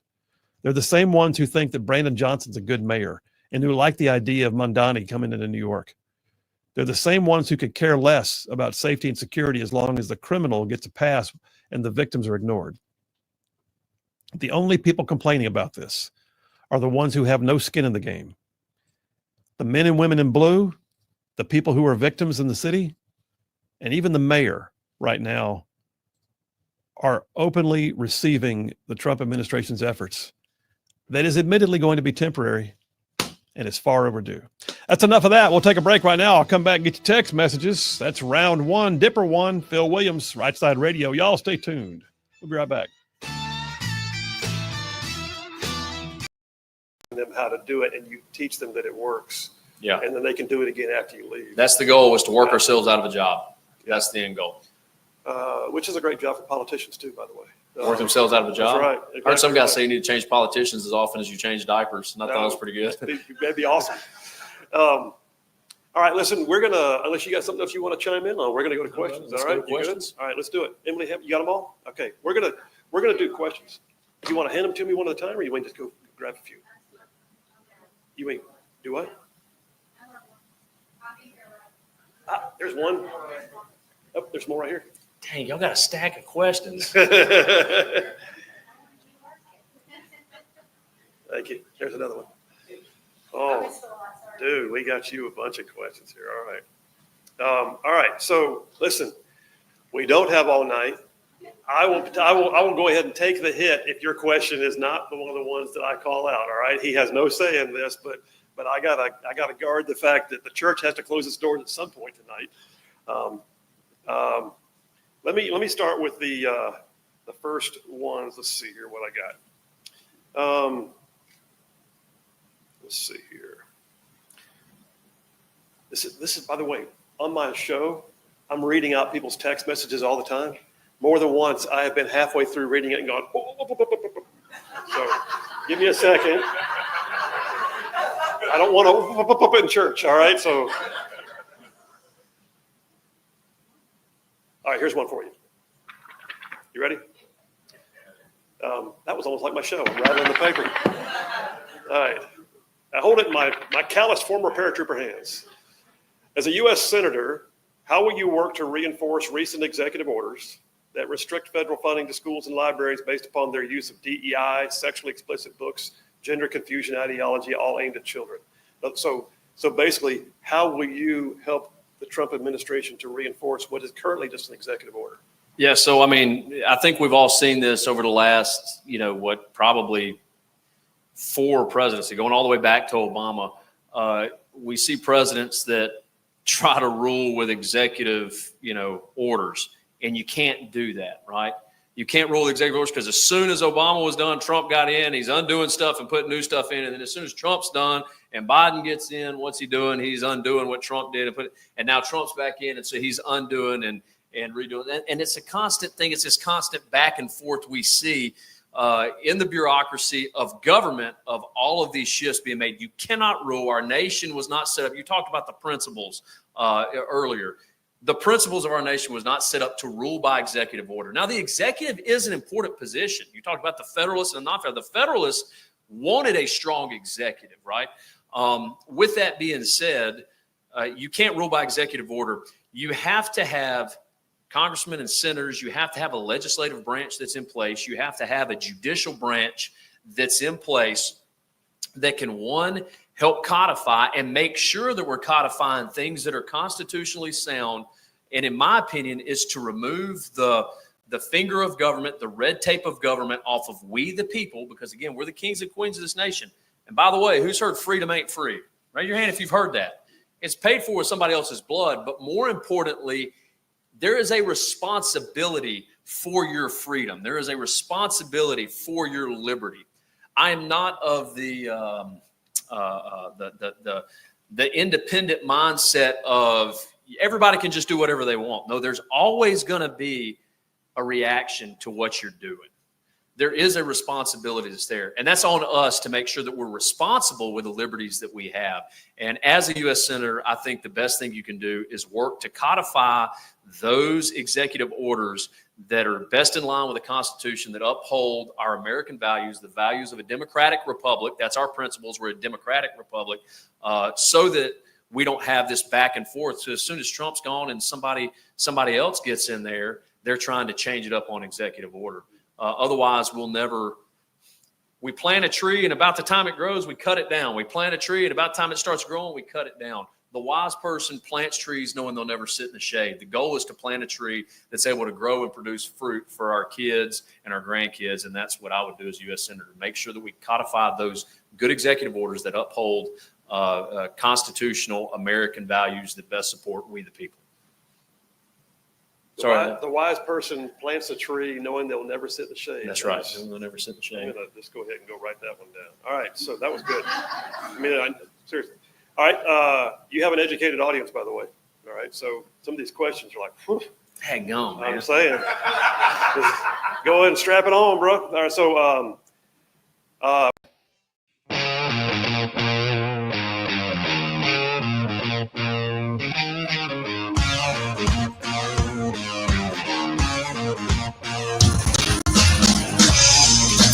Welcome back, folks, to Rightside Radio. This is producer JP here once again.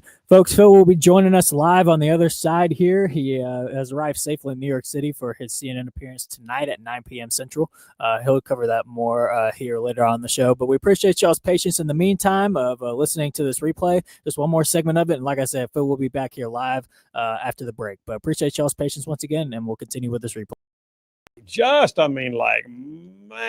just making the world safer, one soundbite at a time. All right. So, by the way, we just got word from quite a few of you. Thank you very much for letting us know on the text lines that 92.5 out of Huntsville is apparently having some difficulties, because suddenly WVNN, which is our broadcast station out of Huntsville, began playing another channel, WZYP, which is a classic rock channel, I believe. Pop. Actually. It's pop. I'm sorry. Yeah. Pop. But yeah, so I apologize if suddenly some of y'all are hearing things that are not us. Hey, but in the meantime, if you're out, if somehow you're hearing this on VNN and having issues, you can just go to our live stream at rightsidemedia.org. That's exactly right. Rightsidemedia.org. We got the live stream on every single day, and a bunch of y'all are doing that right now. In fact, JP said that as soon as we got word that the station was having trouble, we saw about 20 more people join the live stream. So yeah. Love that. Text your friends, tell them live stream's where it's at, baby. All right, let me get some text messages and do that. And I appreciate, by the way, as soon as y'all hear it, we did contact them, let them know what was going on, and said, hey, could y'all please fix yourself? And they'll do it. So those of y'all that suddenly find yourself, listening to Katy Perry or something, we apologize. Mountain Mikey from Flintstone, Georgia, says legacy media conveniently ignores reports of how the arrest books may well have been cooked to whitewash crime stats, giving the appearance of, quote, safe streets in D.C. That police commander is now under investigation and he's on leave. Still no mainstream reporting. And he gives a source Blaze Media. Thank you very much. Remember, it isn't always what the media tells you. Many times it's what they do not tell you. Mountain Mikey, a recovering journalist. Mountain Mikey, appreciate you, man. And yeah, you're spot on, brother. That's exactly what's happening. We have corrupted data that you can't trust. And then if you ask the men and women in the police departments, or if you ask the victims of the crimes, they'll tell you they don't feel safe. One of the most compelling I saw was Scott Jennings, who I was on with last week on CNN. He actually witnessed a murder in the DC subway, and he said it's just you can't tell me it's safe streets when I watched a guy get shot right in front of me. And he's right. I totally get it. But that's it's so funny to me. It's like, oh, crime went down from 35% to 32%. We're done. Crime is solved. It's like, not really. Things are getting better from what? Yeah. It's like, well, I don't know if you should be taking a victory lap. Is our homicide rate still higher than Mexico City? Yeah. It shouldn't be. Is our homicide rate still higher than Bogota, Colombia? Yes, it shouldn't be. Like, I think the measure should be if you can walk 100 feet downtown DC and either A, not see a bunch of homeless people, and don't feel like you have to constantly be looking over your shoulder behind your back to make sure you're safe. Like, I think that's the measure. It's like, oh, well, it's from, I'm making up numbers too, by the way, with 35. So, oh, it's 35 to 32. I can walk around in DC at midnight. I'm fine. You know, it's like, it's not the case. And there are places, where it's okay. Yeah. There's a lot of places where it's not. Brian from Decatur says, I went to Washington, D.C. several years ago, got on the wrong subway. When I came to the surface at 8 o'clock at night, a police officer told me to get my butt out of there and told me right where to go. Wow. No doubt. Tom from Decatur, Alabama says, the real problem with the Democrats is no matter what they do or how much evidence is against them, they never have to face any consequences. Every day they release unclassified damning evidence against high-level Democrats, and all we hear is the DOJ is investigating it.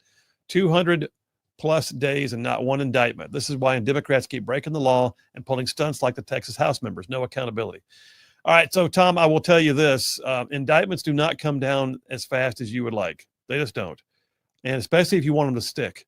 If you want a real case with a grand jury indictment that has evidence attached to it, you have to keep in mind the people who are now presenting that evidence have only been in office for 6 months.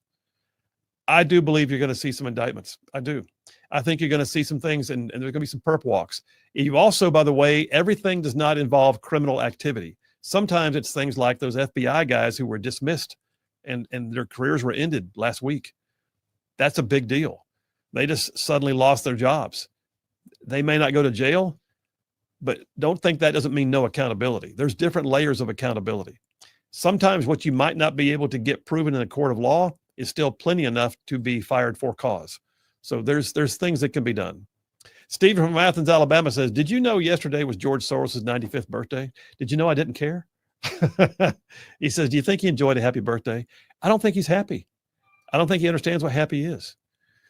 Jeff from Indiana says, hey, Phil, of course, crime rate is down in D.C. in a 30-year low. That's because they're not prosecuting criminals. And if you don't prosecute them, it's not a statistic. Said, I want to know how many crimes are reported and see if that number is through the roof. Yeah, that's fair. Dave from Capshaw, Alabama. What's he sending me? Something on Babylon B, I bet. Let's see. Yep. Babylon B. Puzzled D.C. police chief asked reporters, what's this black and white car that goes wee-oh, wee-oh? The D.C. police chief, man. The D.C. police chief is getting hammered.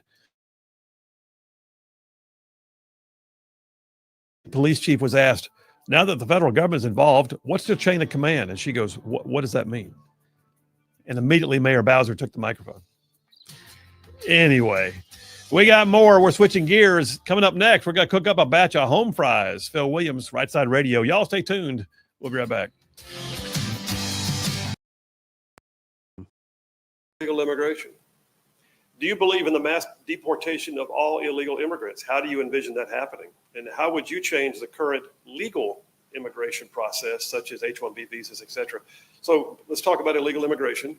First of all, do you agree with the mass deportation program that the Trump administration is underway? I do, yeah. For the most part, I agree with the mass deportation program. With that being said, because of where we're at, you have immigrants that are here illegally, but they have a life. They have kids that have been born here, although illegally for them, and we run into a little bit more of a problem with their kids.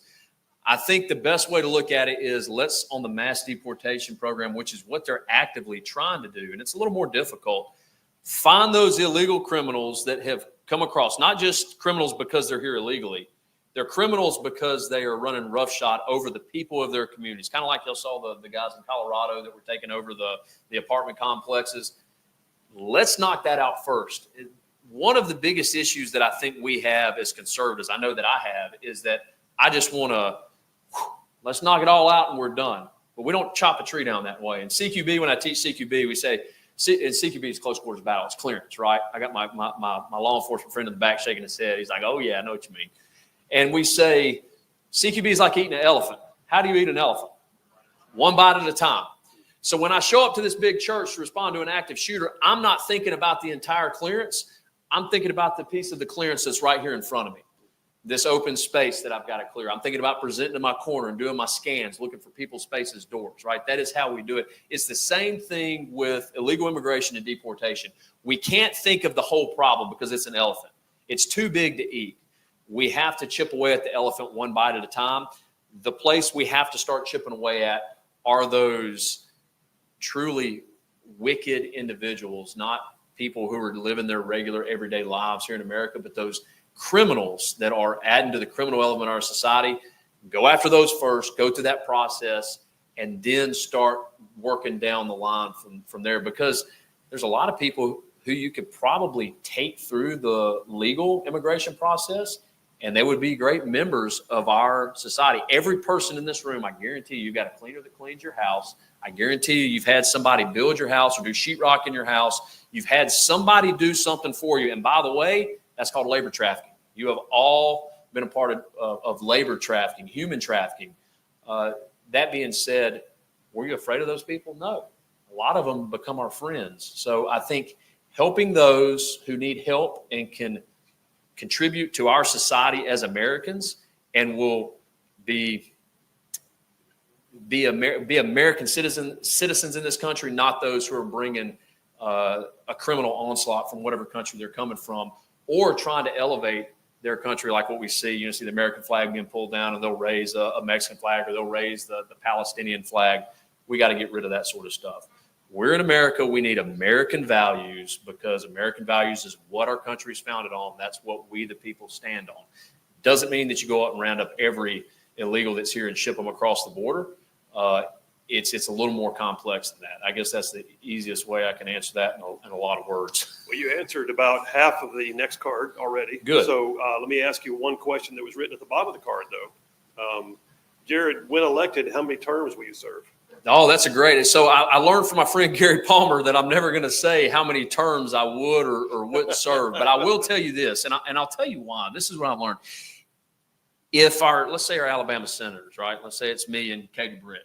If we were to sign a pledge to say we're going to be here for 2 terms, but nobody else does, you're going to have a bunch of Mitch McConnells that are in there till they die in office. And it's going to be bad for the state of Alabama, because we're always going to be at the bottom of the rung with how the system currently works, right?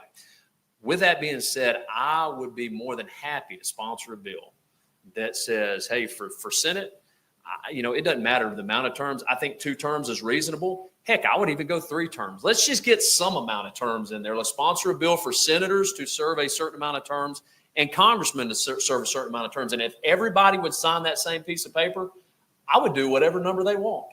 If they all would sign one for 1 Senate term, let's do it, because this is. Hey, all you Rightside ruffians out there, you are listening to Rightside Radio, solid conservative, just plain right.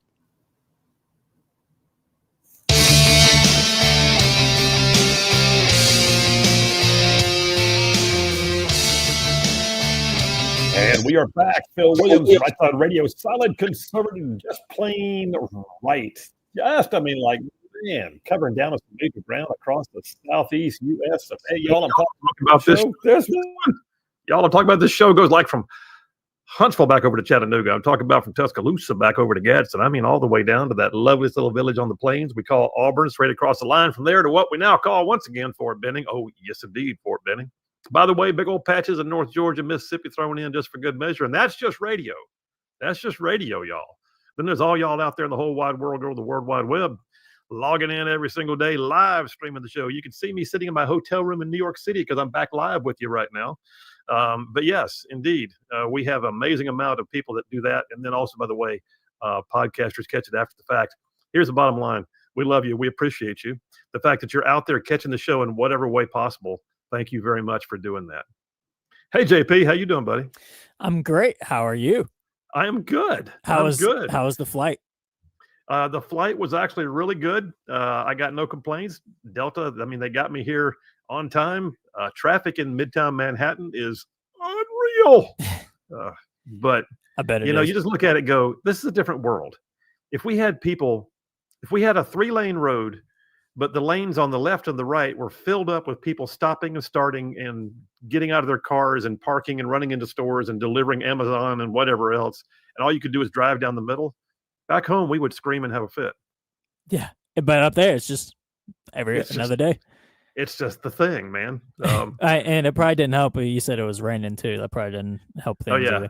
it's a rainy day in the Big Apple right now. But yeah, for those who don't know, thank you very much for your patience. The travel arrangements could not be, they could not accommodate being up here in time to do the full show. So it took some time for me to get here. We got logged in during a break, made sure connectivity was good, and I'm with you for the last hour and a half today. But yeah, I'll be on CNN tonight. So CNN News Night with Abby Phillip, which is the show. By the way, one of the top ranked shows on CNN. So I'm proud to be a part of it. I realize that CNN is not a part of the Rightside Ruffian usual watch list, but nonetheless, I've been enjoying going back and forth and doing this. And tonight, I know I'll be on with Scott Jennings, which is cool. He's kind of an icon in conservative speak land. But yeah, I'll be on tonight starting 9 p.m. Central. Check it out. By the way, we just got a text. Dave from Capshaw said, Phil, you being on CNN is like watching Mike Rowe on Dirty Jobs. It's like, just in there getting my hands dirty. Yeah. That's funny. I posted last night, and it got like a huge amount of traction on my Facebook. I don't know if you saw it, JP, but I posted headed back to CNN to be the conservative on the panel, and I had the image from Game of Thrones where the guy is drawing his sword and facing down the hordes that are coming after him. Yeah, it's true. I mean, at least you're not going to be alone. I feel like they felt bad. They left you stranded last time, so they're giving you Scott Jennings this time, which is like, oh man, I'm tag teaming tonight. The best of That's the best awesome. to have up there. Yeah. Yeah, absolutely. I did see we got, I don't know who the other guests are. I've seen their names. I just don't know them. But one of them is, looks like he's about your age. But he is absolutely not in the same spectrum that you are, if you know what I'm saying. If he's on CNN, any young person from CNN is on the way liberal side. So that's not surprising. Hey, let me tell you, his name is Adam Mockler. Do you know him? I do not. I've never heard of him. Okay. Adam Mockler, Mockler. And then also Alencia Johnson, Alencia Johnson, Alencia Johnson. So we'll see. You know, one of the things people ask me all the time, what are they like? What are they like? Y'all argue on the air. Does everybody hate each other? Are you like swinging fists during the break? No. I will tell you, the few weeks back when I was on, Anna Navarro from The View was on with us. And she was not an enjoyable person, just saying. Brought her little dog with her. Somebody had to take care of her dog while she was on the set. And, you know, she's dropping the F-bomb. She's kind of crass and just, you know, generally speaking, just, I don't know, didn't impress. But every other time I've been up there, everybody else during the break, it's almost like we loosen up and we sort of shake it off and people are laughing and cutting up and all of a sudden we get serious again and go back on the air. So it's kind of cool. I figured it would just be like they cut to commercial and then Abby Phillip is like the referee and she's like, all right, go. And then y'all just start, you know, brawling in the middle of the breaks and then get back to your seats. And like it's, yeah, I kind of thought in the breaks it'd be more entertaining and more, more contentious than on it. There are a few zingers during the breaks that are actually like, really like if we had some kind of an outtake camera going, that would be awesome. But yeah. And, you know, topics, I have no idea. We'll figure out what we're talking about when I get there, I guess. That's one of the things I am blessed with having this show, Rightside Radio, because it gives me like any number. I mean, I don't know what it would be like to just jump on CNN, not having, I guess, 4.5 years of practice talking. Does that make sense? So I realize how blessed I am to be with this audience every single day because y'all challenge me. You send me text messages. You give me perspectives I hadn't even thought about. And then I'm also trying to keep up with current events. So just pray that tonight there are no surprises. Here we go. There are a couple stories out there, though, and I don't know if you're covering down on anything in particular that you've seen, JP, but there were 2 pieces of breaking news that came out just a little while ago, and I'm gonna hit on those since I'm really not doing dippers. Although coming up, though, top of the hour, we are going to have Grand Council as scheduled normally. We'll have Grand Council with Jeff Poore and Dale Jackson joining me. But there were 2 stories breaking nationally that were getting a lot of attention. In fact, I'm watching one of them on the TV here in the hotel room. The Texas Democrats have returned to their home state, and they are apparently back at work. So yeah, the Texas legislature is actually, I think it's the House actually, is in the middle of debating the bill. Democrats are filibustering the bill. They are going back and forth right now. It's fully anticipated that the theatrics, the political theater of them leaving the state is done. It was a complete waste of time. All it did was delay the inevitable. But they're doing that right now. So these people going to actually be held accountable for leaving their posts or no? I don't know. One of the things that's funny is they came back and the governor, no, I'll tell you, the Speaker of the House assigned each of the Democrats assigned a state trooper to each one of them, and to make sure they don't leave again. No way. That's hilarious. Which I look at that and go, okay, a little overkill maybe. I don't know, Yeah. but it's also funny and because here in Alabama we do have you can send state troopers to get a member of the legislature, and usually it's like something like there have been occasions like very few, but occasions when somebody was en route to a key vote in Montgomery and like their car broke down, or they were out of pocket and someone couldn't reach them, and so the law enforcement is called to go and retrieve them and make sure they know you're needed in Montgomery. And so that does happen sometimes. But anyway, we'll see how it works out having a Department of Public Safety in Texas like on your heels the entire time for the Democrats. It's just put like ankle monitors on them. Like it's like where are you going? I'm just going to the grocery store. Okay. All right. Put a low jack there, slip an AirPod in their shoe. Yeah. Put a little air tag. Yeah. Find my family on their phone. Yeah. All the Texas Democrats get their own Life 360. Yeah. Make sure everyone knows where they are. Yeah, no doubt. Well, so here's what I expect is going to happen on that, though. And people may be wondering, why is this so important? Well, because it's ignited a national debate on what is often referred to as gerrymandering. It's really redistricting, but it's, gerrymandering is called redistricting according to what you want for your party. Well, I don't know if you've seen any of the maps for like California and New York and Illinois, but they are the kings of gerrymandering, but they're having a complete come apart because of what Texas is doing.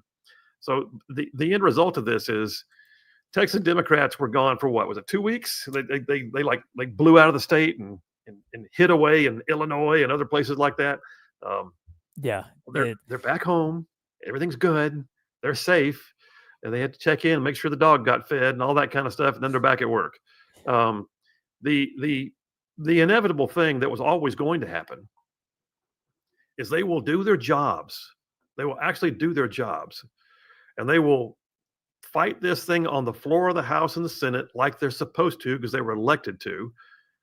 And then immediately upon passage and signature by the governor, which could happen as early as the end of this week, maybe early next week, they're going to challenge it in court immediately.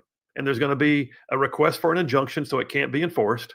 And the reason why they're doing all this now is because if you want these lines to be in place by the 2026 elections, you got to have the time to get them passed. And oh, by the way, then also get through the legal challenges.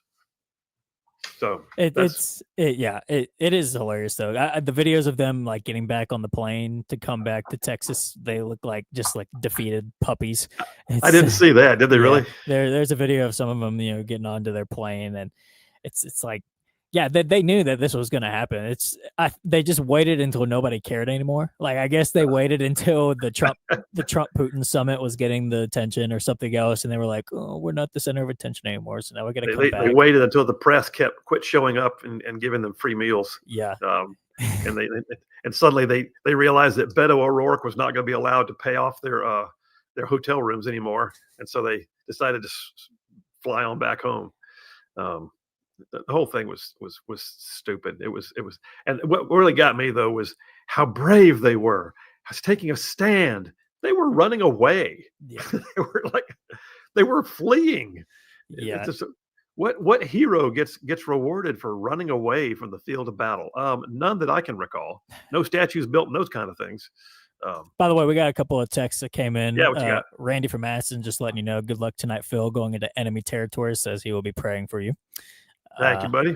We also got Chris from Athens, says Colonel Williams bought a highball glass. Can't wait to put a nice rye old fashioned in it with an orange twist and bourbon soaked cherry. Nice. Yep. And we also got Michael from Moore's Mill. Also said what I asked. Asked if the Democrats are still going to be arrested. Said he's been looking forward to that story. Yeah, I don't think they came back, so it's kind of moot. They're here. They're doing their job. I think if they got arrested now, they'd just be martyrs for the cause. And it's, at this point, I think what you're going to wind up seeing is their next big fight is going to be the press conference they hold to tell the world why they have to challenge this in court. Okay, go ahead. While we're at it, can we go back and re-challenge the ones that y'all did in Illinois?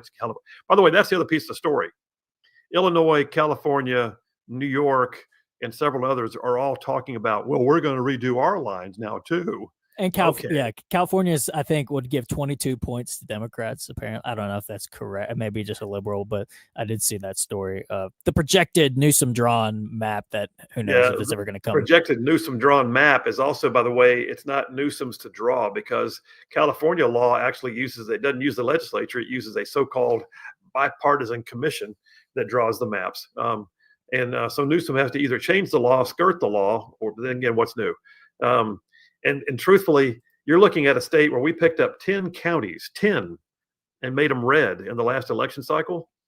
And that's even in spite of the fact that they've already gerrymandered that state so badly that we can't hardly get solid Republican representation out of the state. One more text too for John from Buntsville was just texting in and said, Phil, I'm glad you finally made it, even if it is only for an hour and a half.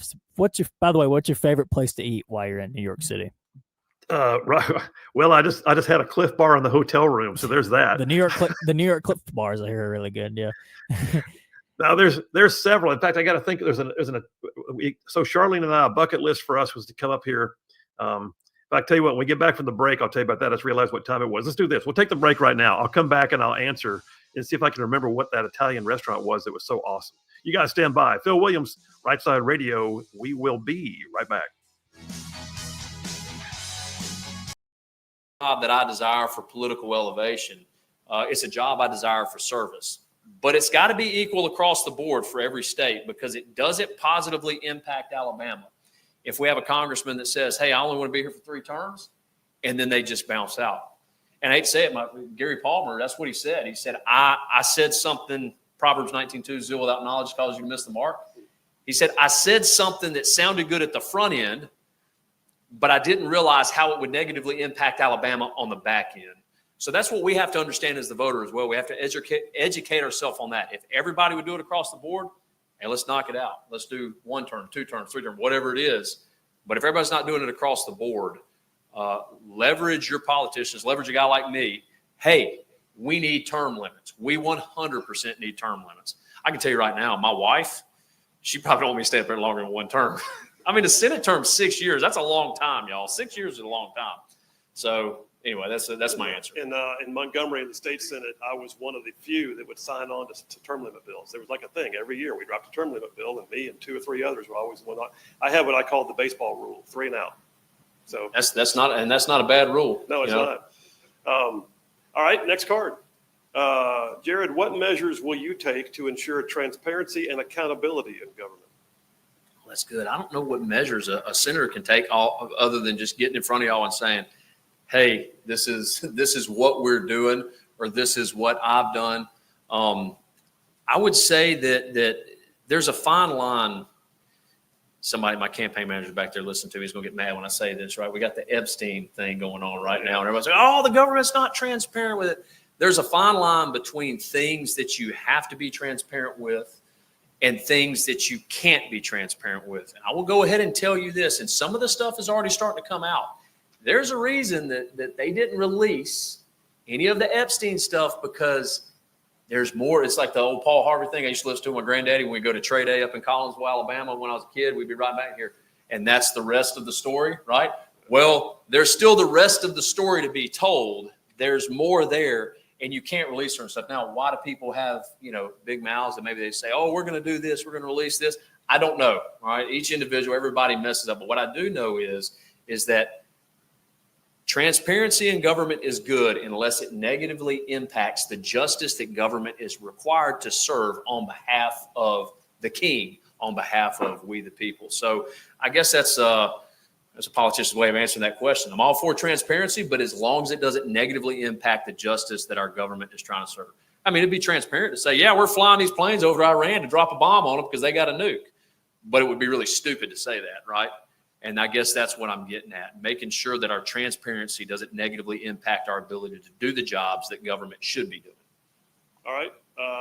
Maybe an easier question, more personal. Was it worth it becoming a Navy SEAL?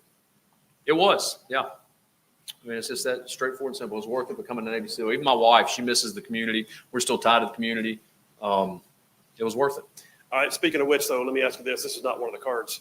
I can think of Ryan Zinke, Tim Sheehy, Dan Crenshaw. I know I'm forgetting somebody else that was a team guy. Eli Crane, Derek Van Orden, Morgan Luttrell. There's an entire SEAL team. Buddy of mine, I won't say his name because I don't know if he's going to announce yet, but he's in Kentucky. They're looking at have him run against some guy in Kentucky, the Massey fellow in Kentucky. Oh, yeah. Yeah, it's a team guy looking at that. So how many of them do you know that are currently serving now, and have you talked to them? I've talked to all of them, and I know all of them. Yeah. So, yep. Any of them tell you, don't do it? No, they don't. I mean, they get it, you know. They get it. They just say LLTB, bro. You know, y'all are RTLW. Yeah, or Ranger Lead the Way, RLTW. We're LLTB, Long Live the Brotherhood. That's the SEAL team, so that's all they say. LLTB, bro. It's gonna be a SEAL team mafia up there in DC. I can tell you right now. Maybe we get to really kill somebody. That's bad. That's bad. That's bad. A bad person. That was a line from an Arnold Schwarzenegger. Yeah, that's movie. right. But they were all bad. True lies. True lies. Yeah, true lies. This is all right. Dance on this one for a minute. All right. Do you believe the growing Muslim influence in America is a problem? If so, is there anything that can be done in the constitutional boundaries?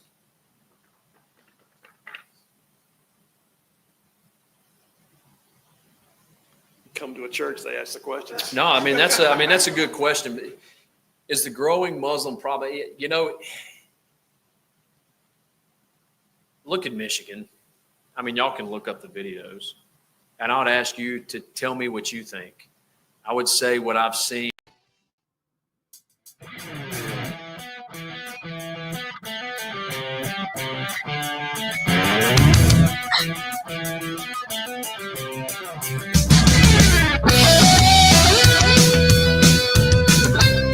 And we are back. Phil Williams, Rightside Radio, solid conservative and just plain right. Just making common sense like a superpower. So John asked a question right before the break. I guess I need to touch on it because there's kind of a story here. So Charlene and I, so his question was, what's your favorite place to eat when you're up there? Well, I'll be honest with you. These, blister quick trips up here for CNN, I literally fly in, do the show, get up at 5 in the morning or 4:30 in the morning and catch the flight back to try and get back so I can do the show in the studio.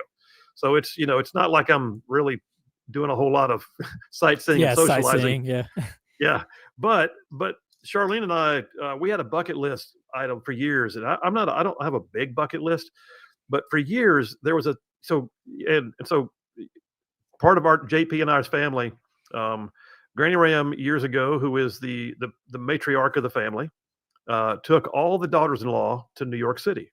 And they went and saw Wolfgang Puck do his show live, and they went to a place called Tavern on the Green.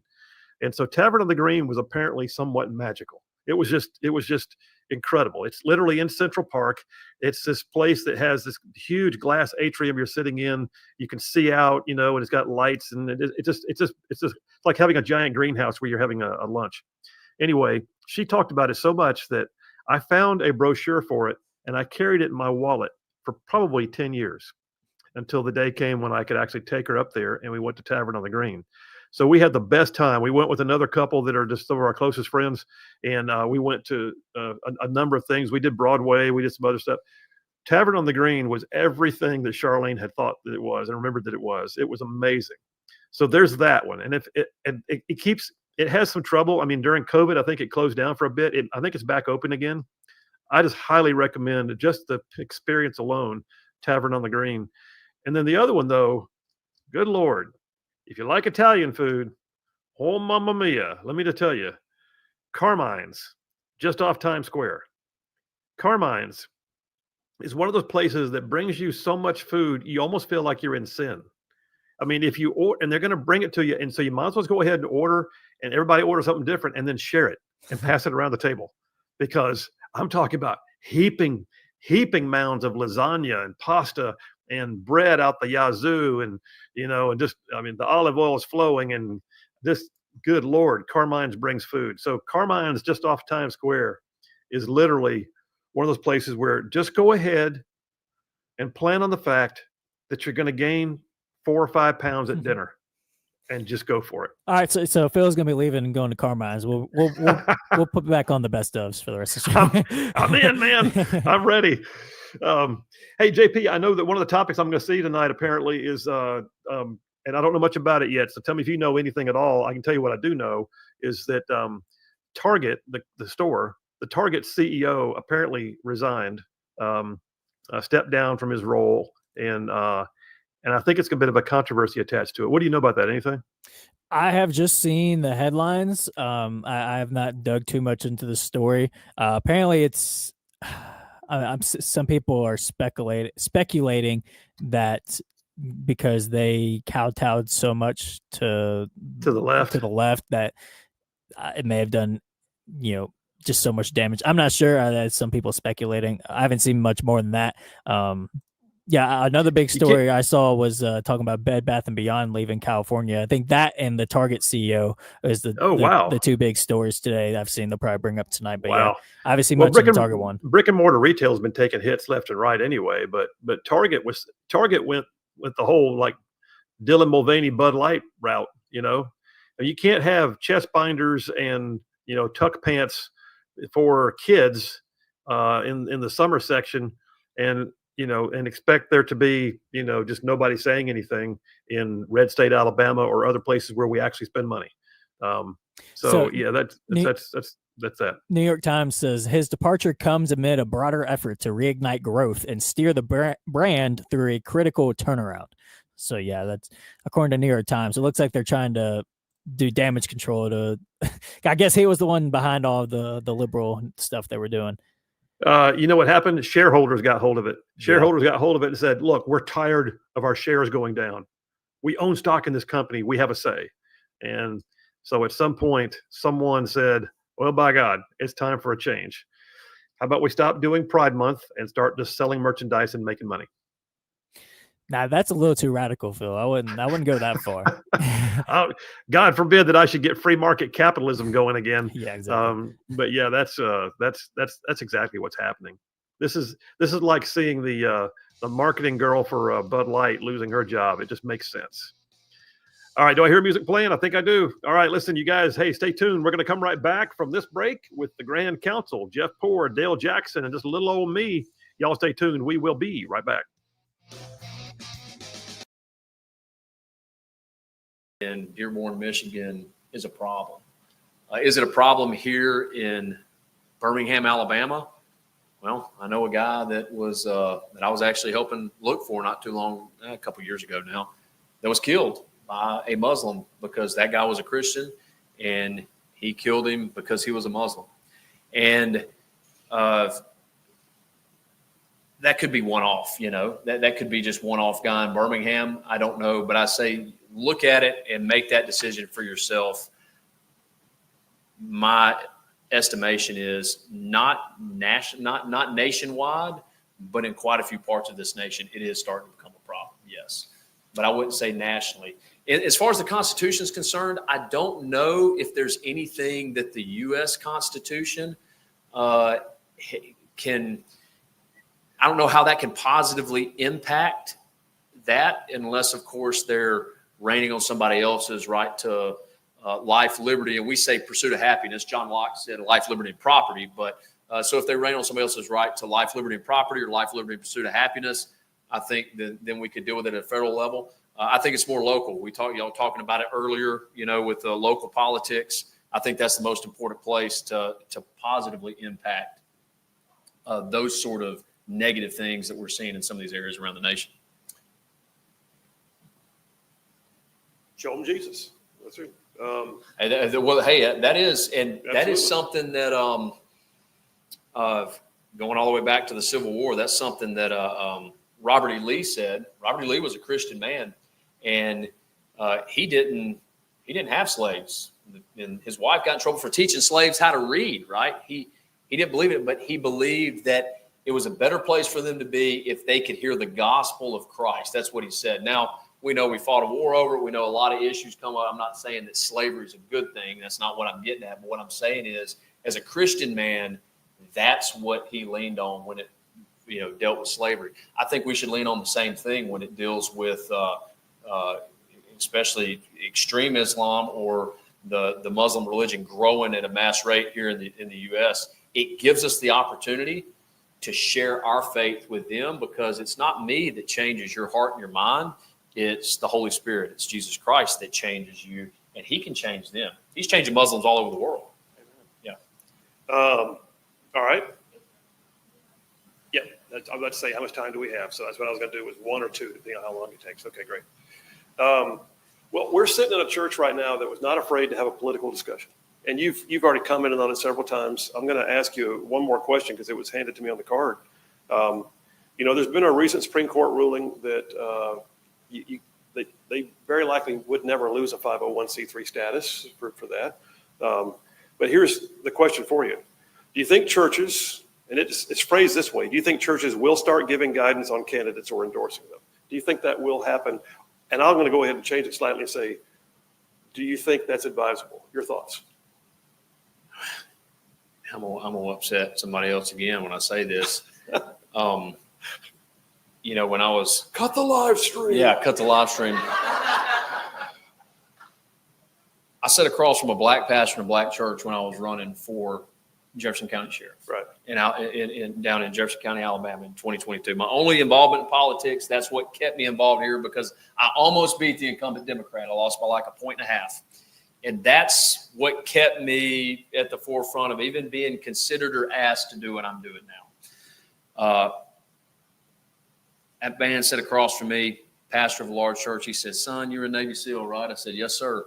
He said, "Well, then you know what mercenaries are." I said, "Yes, sir, I do." And he said, "We're the mercenaries of the political movement here in Jefferson County."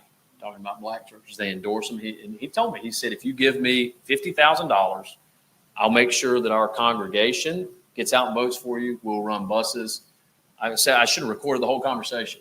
I sat there and I said, "Well, sir, why don't you ask God who to vote for and do what he says. It don't matter how much or how little I give you, you do what he says." And I walked out. It's been done for years. That's the first thing I would say. It's been done for years. Oftentimes, though, we have let our Christianity become a vice. And what did I'm trying to think of the best way to say it. Well, Churchill said, I'll say what Churchill said. You can't negotiate with a tiger when your head's in its mouth. And I would say that's our biggest problem with churches, with growing up with a dad that's a pastor and seeing the ivory tower of the evangelical church. We think we can negotiate with a tiger when our head's in its mouth. You can't do it.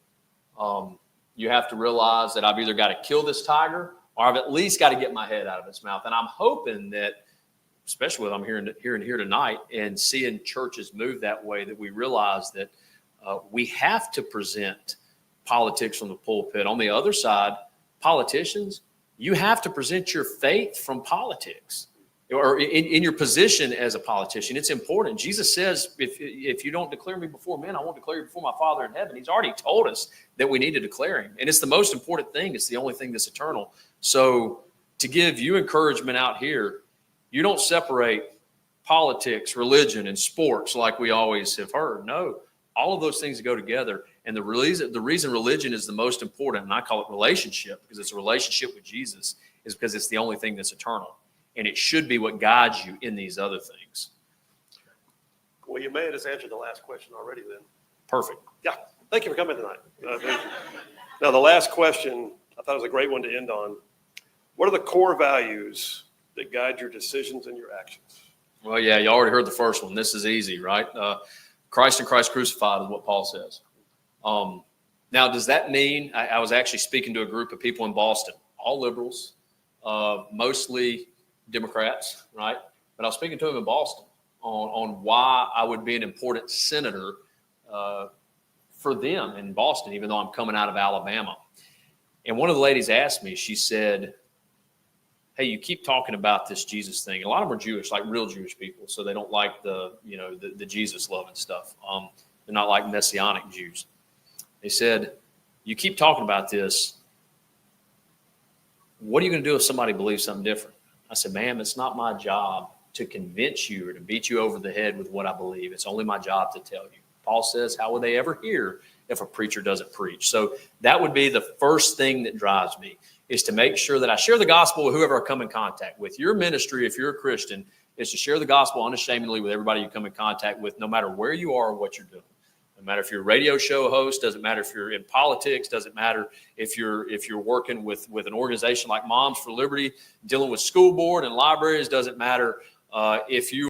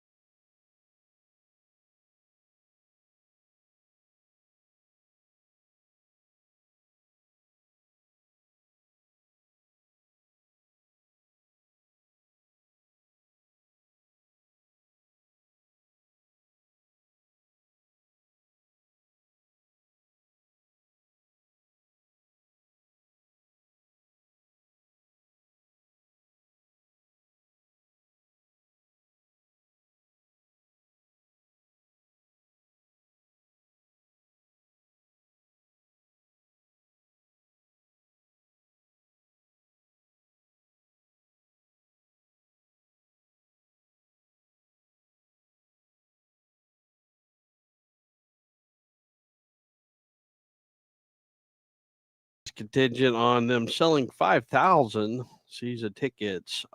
Can they do it, or is it over for the Birmingham Stallions, this iteration of them in Birmingham? Listen, man, how many times have we gone through some kind of a semi-professional team in Birmingham? I can remember years ago my dad having the first Stallions season tickets, and then we had the Birmingham Vulcans at one point before that. I mean, it's sad. I mean, we got a great stadium. I don't know how much incentive they were given by the city of Birmingham, but I question if they can sell the tickets. The community is going to have to rally behind it, Dale. How many tickets do they put in there for UAB? How many what? How many fans are they putting in there for UAB? I don't know. How many fans show up for UAB, Jeff? You have any idea? I think at best 10,000. Yeah, it ain't gonna happen. They're gonna try to hang on until the bitter end, I guess. But they're not gonna sell those tickets. Nobody cares about that. I'm sorry, they just don't. So, Jeff, let me ask you: Did they get incentives from the city to come there and set up the team? They did. They had incentives. I think a big part of the justification for the construction of the stadium in 2017 was contingent on some kind of UFL, Birmingham Fire, Birmingham Stallions, whatever it may be, coming to play there, and the community being able to sustain its presence. I mean, it's not a bad stadium. It's actually a pretty good thing for them. But if it's going to be empty, that's going to be awful. So what I understand, and I've only been to one Auburn bowl game there when they played Houston like 4 or 5 years ago. I think it was the last bowl game Auburn was in, as a matter of fact. But the deal with the UFL is it's a made-for-TV league. They don't play their games at night. It's in the middle of the summer. So therefore, it's just it's a terrible, flawed concept that people in Birmingham are going to go in the heat in the middle of like June or July to go watch very mediocre football. Yeah, I mean, it's kind of doomed. If it was an indoor stadium with air conditioning, maybe, but yeah, it was flawed from the get-go. I don't think they're going to sell. To answer your first question, I don't think they're going to sell the 5,000, and that's sad because once again, we'll watch a team come and go. If they want mediocre football, they have to do is wait until the fall Auburn plays. Well, now, said the Florida fan. I mean, how many national championships have y'all got? Oh, wait a minute, we got more this week. We just racked them up. So just thank you very much. Just like the product on the field for protective life, Auburn has a following. People will go watch Auburn play crappy football and fill 85,000 seats. so I mean, like, there's no market for this. All right. Speaking of which, I'm taking the next question. You just that was a nice segue into my question. So 2 of us on this line are actually Auburn fans. I want to know your thoughts on the fact that I'm not asking JP because I know exactly where he stands, but I want to know where your thoughts are right now on the fact that Auburn has gone ahead and said, you know what, we do have more national championships. And I'm looking at, listen, Bowden's season, Tuberville's season, these were big deal seasons. And now we're counting them as now we have 9 national championships. I'm going to Jeff first so that he can actually chime in as somebody who cares. Yeah, as an Auburn alum, I don't like it. I always thought it was sort of an Auburn thing not to claim these national championships unless you won it outright the right way. I just probably surprised a lot of people. I don't really care what Alabama fans or Georgia fans or anybody else for that matter thinks, but I just kind of wish they hadn't done this. But I get it. Maybe there's a marketing element. I don't know who we're fooling. We know what it is. It's just they should have done it 40 years ago if this is what we were going to do. Does this have anything to do with our next governor being the former coach of one of the national championship teams that just got their ring finally? Maybe. I don't know. Does he have he's coached a lot of places, though. I guess he never coached a national championship team, even when he was an assistant. All right, Dale, chomp it. What do you got? Well, the Gators, we win all of our championships on the field. We have 3 of them. And that's about it. That's all we're probably ever going to have. But it's okay. Yeah, you guys can do this. I mean, why not? Alabama has done it. We know that. Uh-huh. No other places are going to claim championships. Jeff said it best earlier today when he said, I think Bike Weekly claimed that Alabama was a championship. And they're like, that counts. So that's sort of how they've done it. So, yeah, I think it's completely fine. It's marketing. I can't wait until they're embarrassing themselves by putting that up on the stadium, just like UCF does.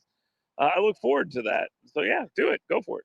I feel certain that somewhere along the line, someone's going to honor Steve Spurrier with at least 2 more, and you know it. I don't know where you get them from.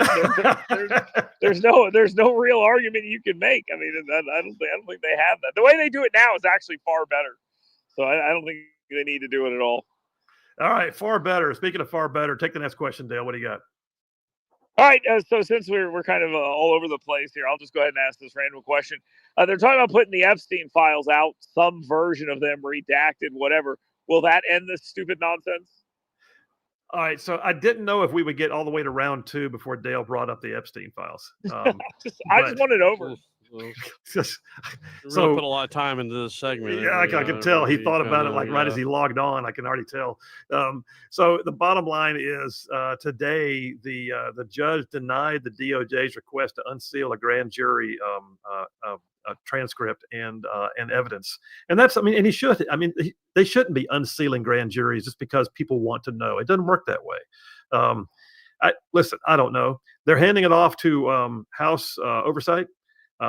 They say they're going to redact stuff and start releasing things that haven't been released yet. I don't know if it's really going to make a difference, to be honest with you, Jeff.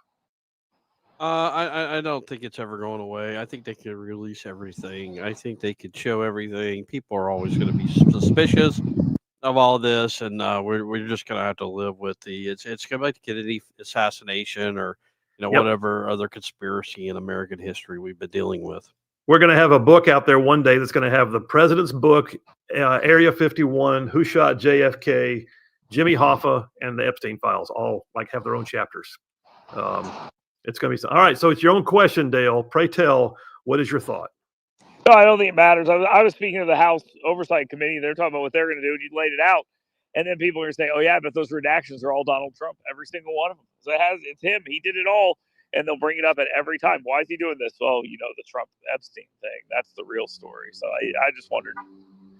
Well, I did see one pundit on CNN the other day that flat out said the only reason why they're releasing him is so they can turn around and fire Bongino. And I was trying to figure out where they connected the dots on that. No, I don't think so at all. Not at all. Not once. No. All right. I'm calling it. That's it. That's round 1. That was quick. We're taking a break. We'll come right back from this. We're going to take round 2 with the Grand Council with Jeff Ford, Dale Jackson, and just little old me, Phil Williams, Rightside Radio. Y'all stay tuned. We will be right back.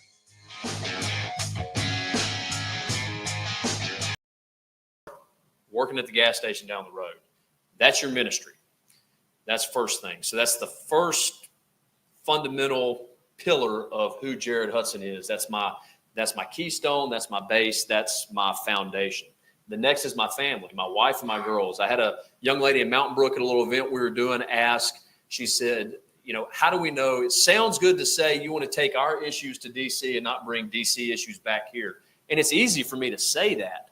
How do we know that you're not going to bring DC issues back here and you're not just going to go up there and do what everybody else does and disappear in Washington, DC and become one of the political elite? I said, that's a great question. Well, it's because my wife and girls are going to stay here. And that's my next pillar, my next foundation. My heart will be in Gardendale, Alabama.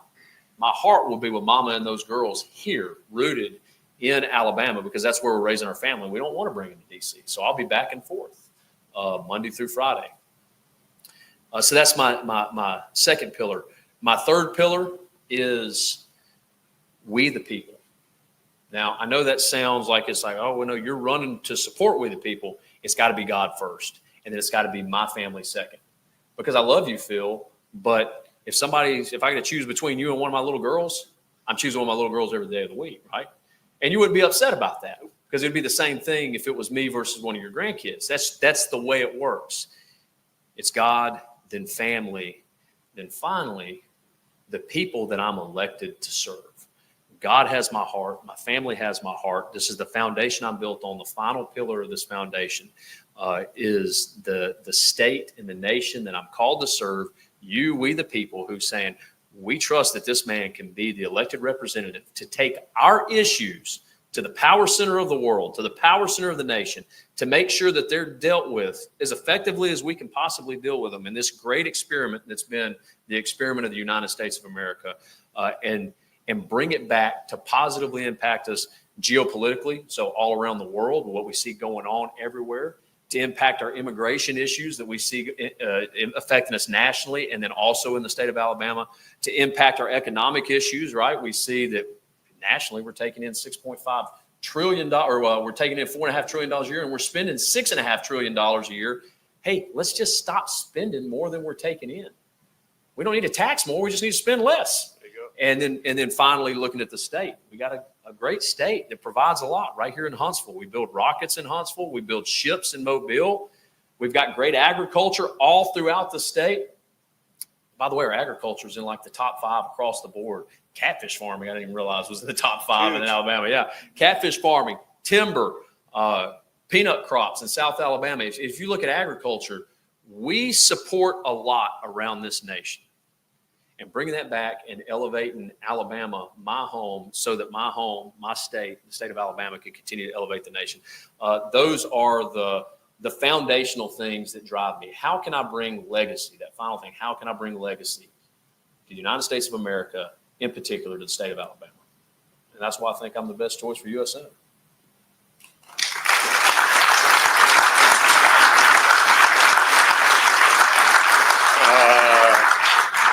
I just want to point out, extemporaneous speaking is not an easy thing. And every bit of that was unplanned, off the cuff, from the heart. That's a super big word. What does that mean? That means it means you did it without notes, dude. Okay. Friggin' frog, man. All right. I want to close our time. I just like to pray over you for a minute. All right. So me and you stand right here in front of God and everybody. Lord Jesus, bless your name. Father, I thank you for Jared. I thank you for his beautiful family. I thank you for his heart for you, that he knows you unabashedly, that he's willing to share that with others. I thank you, Father, for his heart for service. I thank you for his service to our nation in extremis. Father, I thank you for the places he's been, the things he's done, and the fact that he is willing to continue going back. And God, I pray in Jesus' name that you would have your hand of grace and mercy upon him in every way, that you would strengthen him, you'd watch over him, protect his family. Let there be no loss. Let there be no consideration given to the left or to the right. Father, I pray that your path would be well lit for him, that his steps would be well measured, that his mind would be clear, that his purpose would be purposeful. And Father, I pray that this would also be the year of peace for him, and that you would be with him in his way. We give it all to you. We thank you for this church. We thank you for Movement Church, for the ministry they have here. We thank you for those who put this event together. We give you all the glory in Jesus' name. Amen.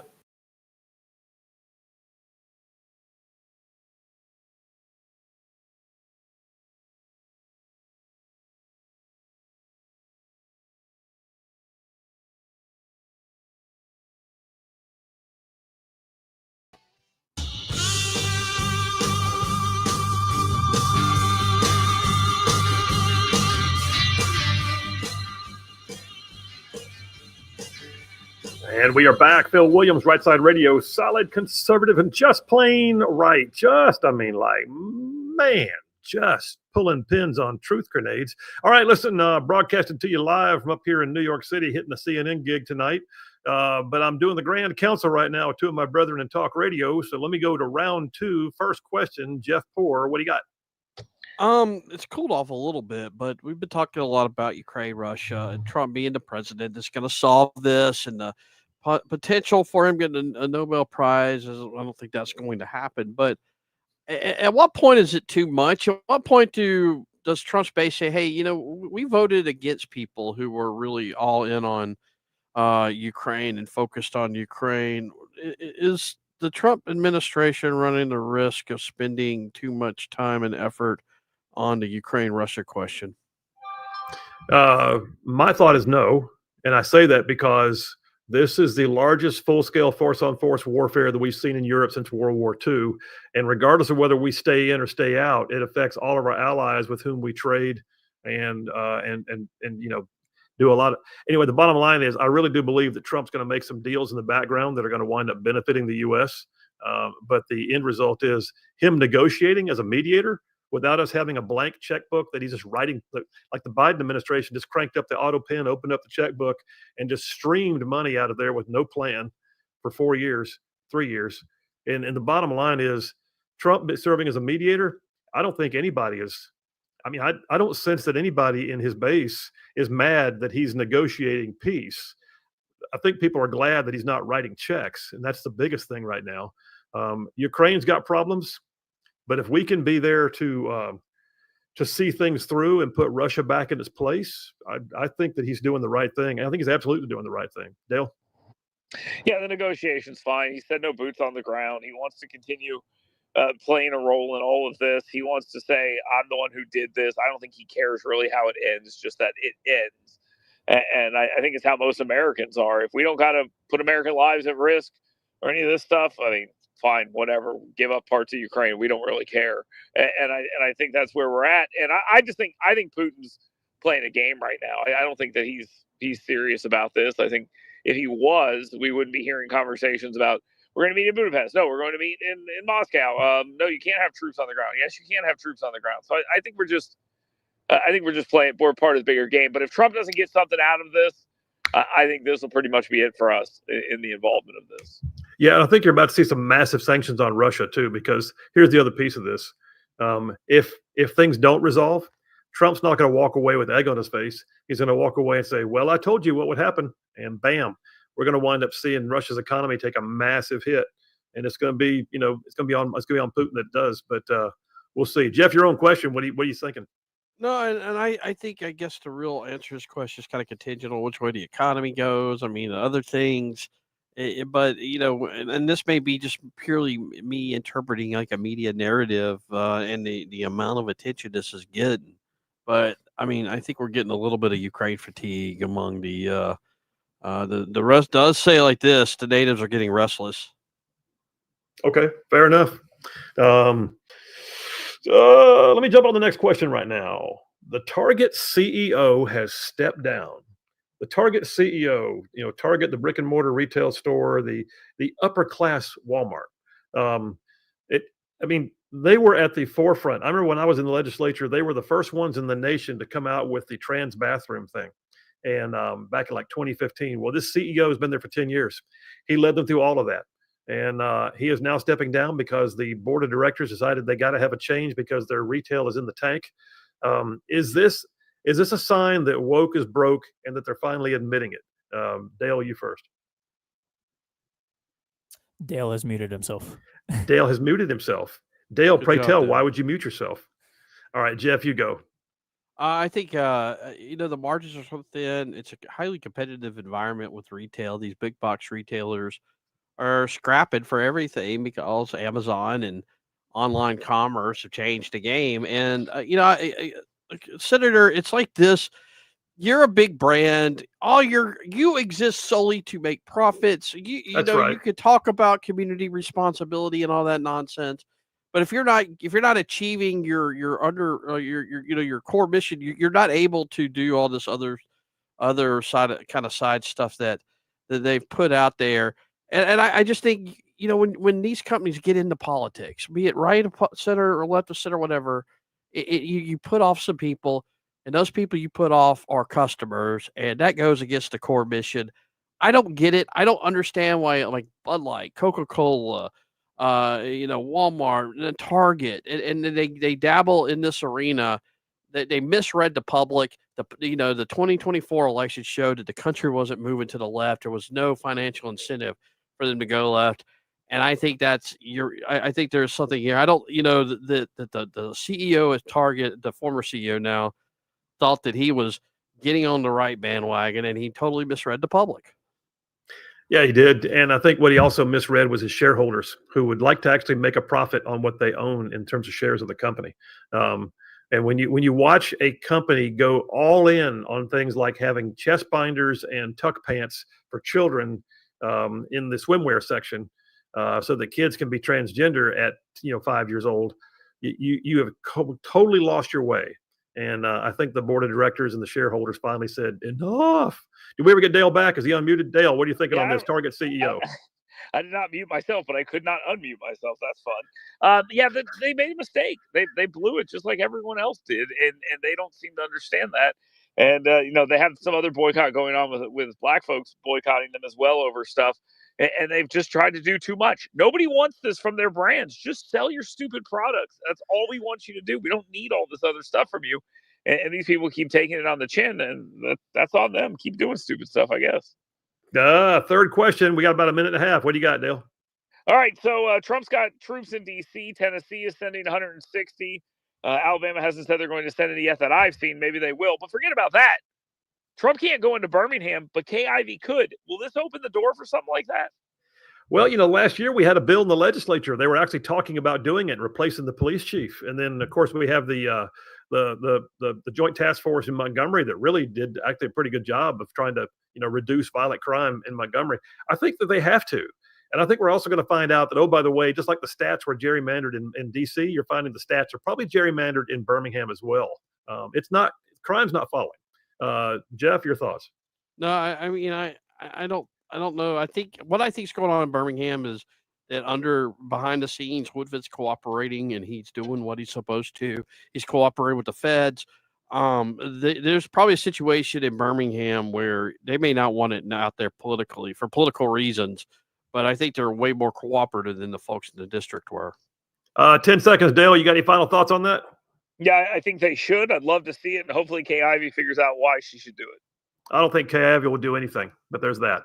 All right, that's it. That's the Grand Council. That flew by. All right. Hey, my brethren, Jeff Poor from FM Talk 106.5 and 1819 News, Dale Jackson from WVNN up yonder in Huntsville, and oh, by the way, with Yellowhammer News as well. And just little old me, Phil Williams, Rightside Radio. Y'all stay tuned. We will be right back. Dad in 2004. It was my second deployment. It's hard to believe. I've already been home now for 21 years from my second deployment in the global war on terror. That tells you how old I am.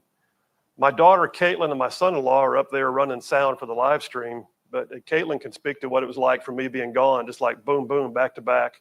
Started off the war in Afghanistan, initially riding horses on a small team in the middle of nowhere, and then came home, and I wasn't even home a year, and I immediately deployed again and spent all of 2004 in Baghdad. And aside from combat operations and all the things we had going on, part of my job was to help this new thing called democracy get started. And y'all, it was amazing to be in a place where people had no idea what self-determination was. I thought I appreciated my vote before I went over there. My dad had run for office at one point when I was younger. I had always voted. I'd never missed a vote. I liked democracy. I was always a Republican. And then I went to a situation where no one had any idea what self-determination was. Not a lick. I'm talking about Saddam Hussein when he took power. He took power. You were not allowed to own a car if the Ba'ath Party hadn't decided you were okay to own a car. That's why there were so few gas stations in Baghdad, which is crazy. A city of 5 million people. It dawned on me one day, there's no gas stations anywhere when no one had a car, unless you were approved. Schools were approved and you could go if you could. There were so many things in life, the minutia of life was so controlled, and yet they had no say in who controlled it, not a lick. We may think once in a while that we get frustrated with our politics. I'll be honest with you, we still got it better than huge swaths of the world. I tell people as an attorney, I tell people when I'm talking to them and they're a new jury, I'll tell them, I said, you don't understand the value of your position as a juror. You are the arbiter of the facts. People around this world have no respect for the rule of law, but we sit in a room where we have the right to a trial by jury of our peers. And that's you. And I tell the jury that. I will say the same thing to you as voters. What we do in our country is largely determined on what you guys determine as voters.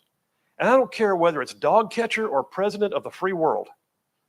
The reality is that vote matters. So I had this experience in 2004. Aside from combat ops and all the things that were going on, the craziness, part of my job wound up having me interact with what was called the DAC, the District Advisory Council, which in essence was the very first ever city council in Baghdad in anyone's memory. These were people elected by their various districts and neighborhoods to represent them and to give them some measure of a voice. And I went to a meeting once, and I got to tell you, this was no small thing. These guys were serving. And while I was there, I got pretty tight with several of them. One of them was a man by the name of Sheikh Majid. The other was a Dr. Abdul Qadim. And they were actually the chair and vice chair of this DAC that I worked with. Sheikh Majid was assassinated. And Dr. Qadim barely survived an assassination attempt, but he was never the same. He was not able to return to the council.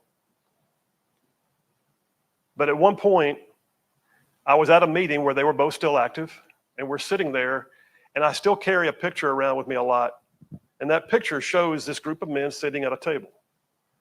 It's kind of an innocuous little picture. It doesn't look like much. It's just a guy sitting at a table. But I took that picture right after something happened. We're sitting there, and somebody on the council and my interpreter's on the side kind of whispering to me what it is they're saying. And I'm sitting in the back of the room as an advisor. And my interpreter says, "Sir, they've just mentioned that apparently so-and-so on the council has resigned his position because his family was threatened. They have a vacancy on the council." So they talked among themselves for a minute. And then somebody said, I believe that we're allowed to nominate a replacement. Well, the whole room got like, I mean, it looked heavy. And Dr. Qadim, as chair of the council, looked in the back, and myself and my battalion commander were sitting there, Lieutenant Colonel Sexton, and he says, "Colonel Sexton, what do you think?" And I'll never forget this. My boss, Colonel Sexton, goes, "It's your council." Oh.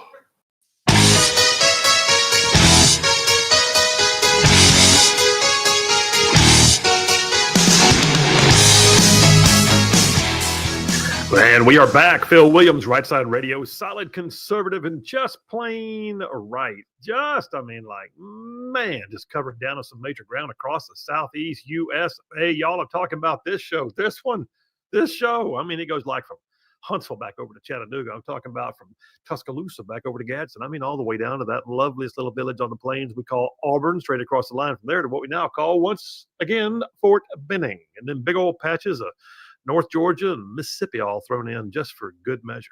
And oh, by the way, that's just the radio. Then there's all y'all out there in the whole wide world, going to the World Wide Web, logging in, live streaming. You can see me right now on the live stream sitting in my hotel room in New York City. But yes, indeed, places like Facebook, Rumble, X, YouTube, and our website, rightsidemedia.org. And then all you podcasters who catch it after the fact, I say all that so you can hear me say, we know that a bunch of y'all catch this show in a variety of different ways. It means the world to us. We can't do it without you. We would not want to do it without you. You're the only reason why we do it. So thank you from the bottom of our hearts. All right. Hey, JP, I tell you what, before I jump into anything else, Right Side Ruffians texting in. What do we got over there? Yeah, we got Mike from Coxie, Alabama says, Yeah. "Hey, Colonel Phil, that could be an awesome addition to the Right Side store. Phil's CNN bloopers DVD. It could show all the liberal nonsense you're having to fend off." You know what? It's funny you say that, because I actually, I haven't done one of my Right Philosophy podcasts in a while. We sort of retooled a little bit of what we're doing online. But I started saving outtakes, and where I'm sitting there talking, and all of a sudden I get tongue tied. I go habit, and I'll just have to shut it off and do it over again. Flying in your throat or something. Yeah. Yeah, exactly. Suddenly I cough or sneeze while I'm in the middle of recording. But yeah, we need to do an outtake reel sometime soon. That would be a hoot. Oh, All right, what else you got? We got JD from Priceful. He's affirming your Carmine's statement. Carmine's. He sent a picture of some plates of food from Carmine's. So I guess he's been there. It says, Phil, great food at Carmine's. Love it. Best I had outside of Italy. He's sitting in a bunch of big mountains of pasta. And oh, yeah. Do you have any ability to put the Carmine's picture up on the screen? Can you pull it up and put it on the screen? Yeah, I can pull one of them. Here, see what I can do. Yeah. I mean, I'm telling you right now, man, the meatballs, oh my gosh, the meatballs, big as your fist. And then you got, geez. It looks like a baked lasagna. Look at it. Come on with it. Yeah. He also sent about 3 or 4 more. One of looks like a cinnamon toast, like strawberry cake with 3 slices of toast with looks like ice cream in between each slice. Holy smokes. Yeah. I'm gaining weight looking at the picture. That's awesome. Yeah. Carmine's just off the Times Square. Listen, it's one of those things too, that you better get there at the right time, and it's going to be packed. It's just going to be packed. Just go and accept it. But it is so worth the wait. The food, I don't know how much time they spend. I think they make their pasta fresh. And I don't know how much time they spend making pasta, because they put it out on the tables like you've never seen before. Sorry, I stole one. I put a picture of the ice cream and some toast. Oh my gosh. Yeah. That's okay. I am. See, that's what I said. When we ate there, I felt like I was almost in sin by eating there. Yes. All right. What else you got, JP? We got one more here. Matt from Madison says, I feel like a correction is needed. If one has male parts, then one cannot be a female quote spokesman for Budweiser or any other company. When did I ever say that he was? I don't know. I think you said talking about Dylan Mulvaney being a female spokesman for whatever. Did I say that? I don't know. I guess one of y'all did. No. I said that female marketing person they had that brought in Dylan Mulvaney. Yeah, that's what I was talking about. Yeah, they let her go. She was done. No, Dylan Mulvaney's a dude. I don't care how pretty he is. He's a dude. He's a dude all the way. Although I'm pretty sure he's not going to make it around hanging out at the gym with the dudes. It's not going to work very well. Probably not. No. Listen, so we got several other stories, and if you got any more comments, JP, you just jump in when you're ready. But there's a couple more stories that I was going to touch on today, just covering down on some issues, sort of hit or miss here.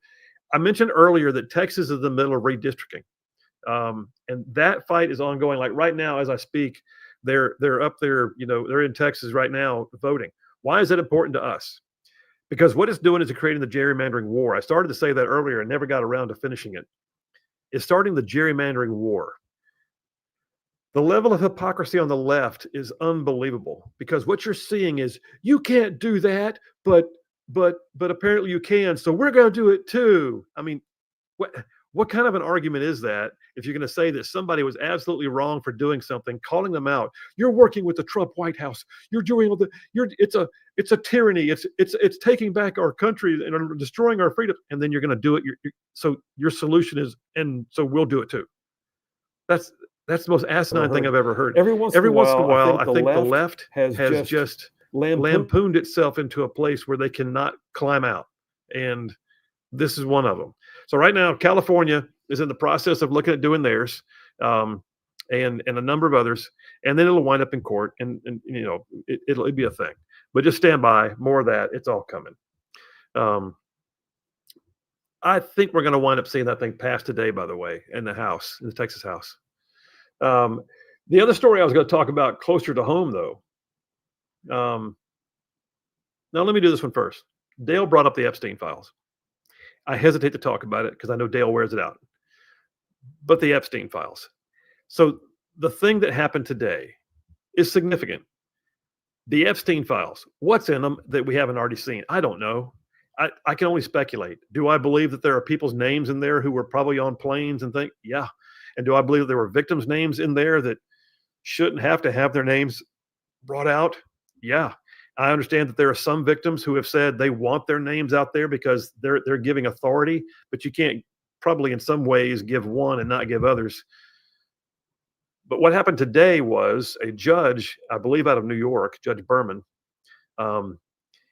he denied the Department of Justice under Pam Bondi. He denied the DOJ's request to unseal the grand jury transcripts and evidence that is still being held, sequestered, after all of the Epstein trials had taken place in the past. Remember, he was a convicted sex offender. He wasn't like suspected. He was a convicted sex offender. But in the world of criminal law, grand jury proceedings are sacrosanct. It's like the confessional in the Catholic Church. You just don't walk out and start talking about what you heard. In fact, it's a crime to do so. So the idea that this was going to suddenly be, well, people just really want to know, okay, here they are. That was never going to happen. And some people are saying, well, it's just performative. This is theater. The fact that Trump's DOJ even asked. No, it's not. He had to check the block because otherwise people would say, well, why didn't you ask the judge? You should have. So he did. They did, knowing full well what the answer was going to be. The judge has now responded, and it was a bit snarky, but the judge has now responded that basically you can go release what you've got that's not part of our grand jury, but we're not going to unseal our grand jury just to satisfy the masses. So that's not going to happen. What we have to watch for now is, since we don't know what's in them, but if something's in the possession of the Department of Justice, if we release it, are we violating the grand jury proceedings because we're the ones who basically, the DOJ is the one who gave the information to the grand jury in the first place? I don't know the answer to that question because I'm not sure what's what. All I know is I never expected the judge to unseal the grand jury transcripts. I don't think the Trump DOJ did either, but they checked the block to make sure no one could ever say you should have asked. So there's that, just as sort of a background of why things are what they are. And I'll also say too, I totally get. I want to know if there are sex offenders in that list. Man, God, I hate the idea of them getting away with it. In the end, what I think is happening here, though, is keep in mind, nobody on that list other than Epstein and Ghislaine Maxwell has been convicted. So do you take a name and do a guilt by association? Because there's no telling who saw Epstein at a social. He was a social butterfly. No telling who had an opera booth next to him, who had a season tickets to the Yankees next to him, who had no telling. And if you're associated, it does not mean that it's guilt by association. And so to release the list is a really, really precarious thing, because suddenly you have said to the world, hey, this person hung out with a known sex offender. And the world will then go social media apoplectic on it and say, they must be guilty. And you can ruin people's lives with this.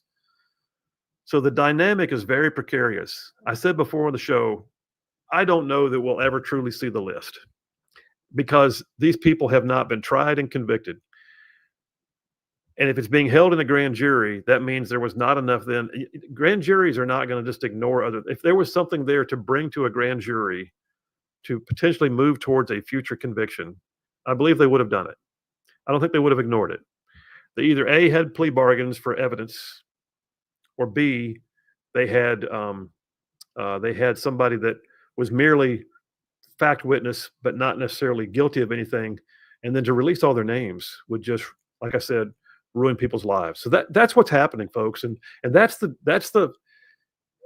I think one of the things that we did was the right commentators got so avid about the Epstein list over the years.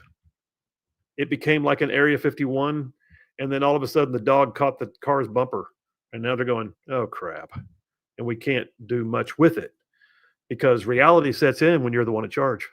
You have rhetoric, but then you have responsibility. So I think they're in that position right now. So if you're wondering what's happening with Epstein things, that's the latest breaking on it today. That just happened. I don't know where it goes from here. My understanding is that the House Oversight Committee under Congressman James Comer is receiving from the DOJ information that it might not have already been had in its possession, and it's going to do what it can to present a fully redacted copy of anything that's left that hasn't already been made known to the public, and we'll just see if there's any surprises in it. But again, I don't think Congress is going to be in the business of ruining people's lives just because the masses want to know.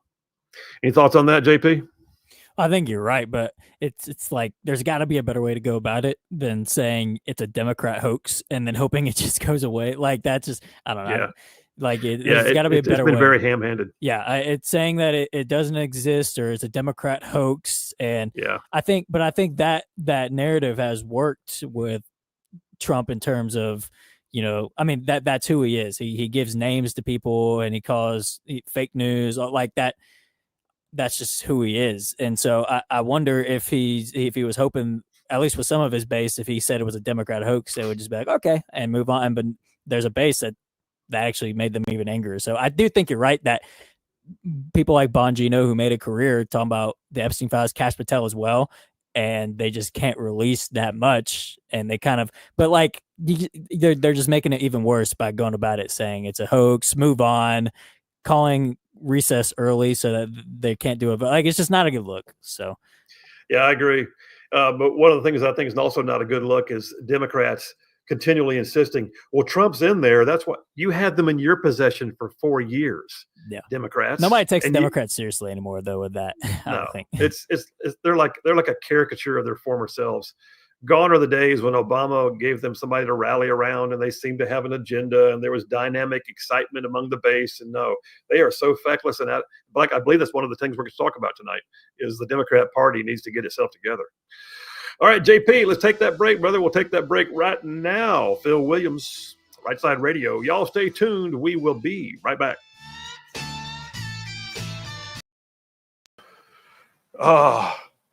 Well, then we will take nominations, says Dr. Cottom. And some names came out, and then somebody else says, I believe we're supposed to vote. It was an alien moment for them, y'all. It was. And so I'm sitting there watching, and I'm thinking, and my first thought was, what are they? Oh, they used to be killed for this kind of stuff. They just had a guy who quit because his family was being threatened. And now they're talking about voting again to put somebody else in the position of being threatened. And I'll never forget this. They called for the vote, and Dr. Cotomy called for the vote, and by a show of hands, and my interpreter's telling me what he's saying, and the hands began to go up, and I swear it's almost like the hands were going up while they sat lower in their seats. And he counted the vote, and he goes, well, then so-and-so shall join the council. And all of a sudden, every one of the men on that council, like 12 of them, they started laughing and clapping. It was this sense of relief. It was this sense of we just did something, and they were really excited. And I'm sitting there thinking that looked like something you and I would do every other day of the week. I mean, how many times have we been to a meeting? Who wants to do so and so? I do. You know, who's again? I ain't doing that. We do that thing on a regular basis. They had no basis of reality though to compare to. In fact, for them, it was potentially under threat of death. And a month later, Sheikh Majid was dead. We have no idea what it means to have this right of self-determination and self-governance and the ability to vote for a candidate. I say all that to say that while it's also unique in Western society for us to have that, it is also absolutely 100% something we should never take for granted. That's why it's so important that we should choose our candidates and choose them wisely. I would say choose them prayerfully. I would also say choose them judiciously. Don't just allow anybody else to walk in and be a candidate. At the same time, everybody should have the opportunity to want to be a candidate. Does that make sense? Everybody should have the right to run for office. Every one of you should have a right to say whether they should or not. And we should all be a part of that process. Because there are people in this world who still die because they just want self-determination.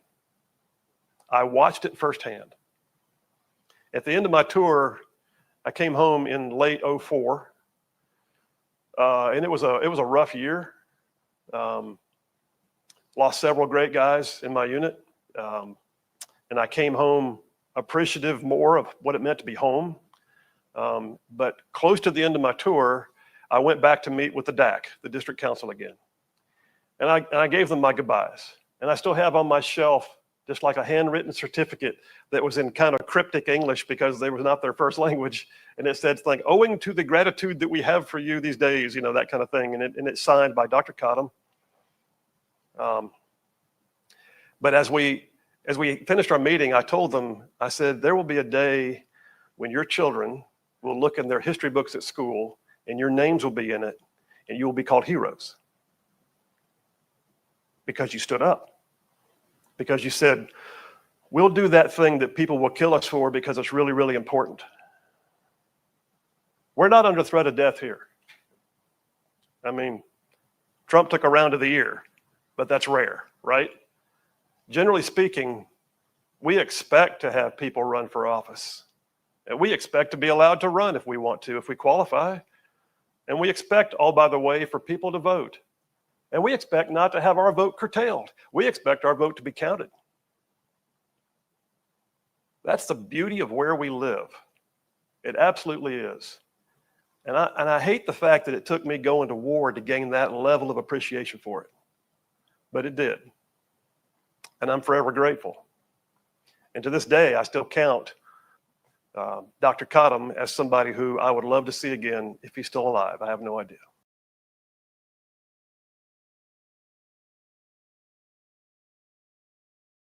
You're going to love this edition of the Just Right podcast. Listen, Conrad Thompson is one of the most interesting people I think I've ever met. In his 20s, he started a very successful mortgage company, was living the dream, and then somehow or another, he stumbled into becoming what he calls an accidental podcaster. He is now the world's largest podcaster for professional wrestling. Major stars on his show all the time. Oh, by the way, he was recently inducted into the Pro Wrestling Hall of Fame, and he's never stepped inside the ring.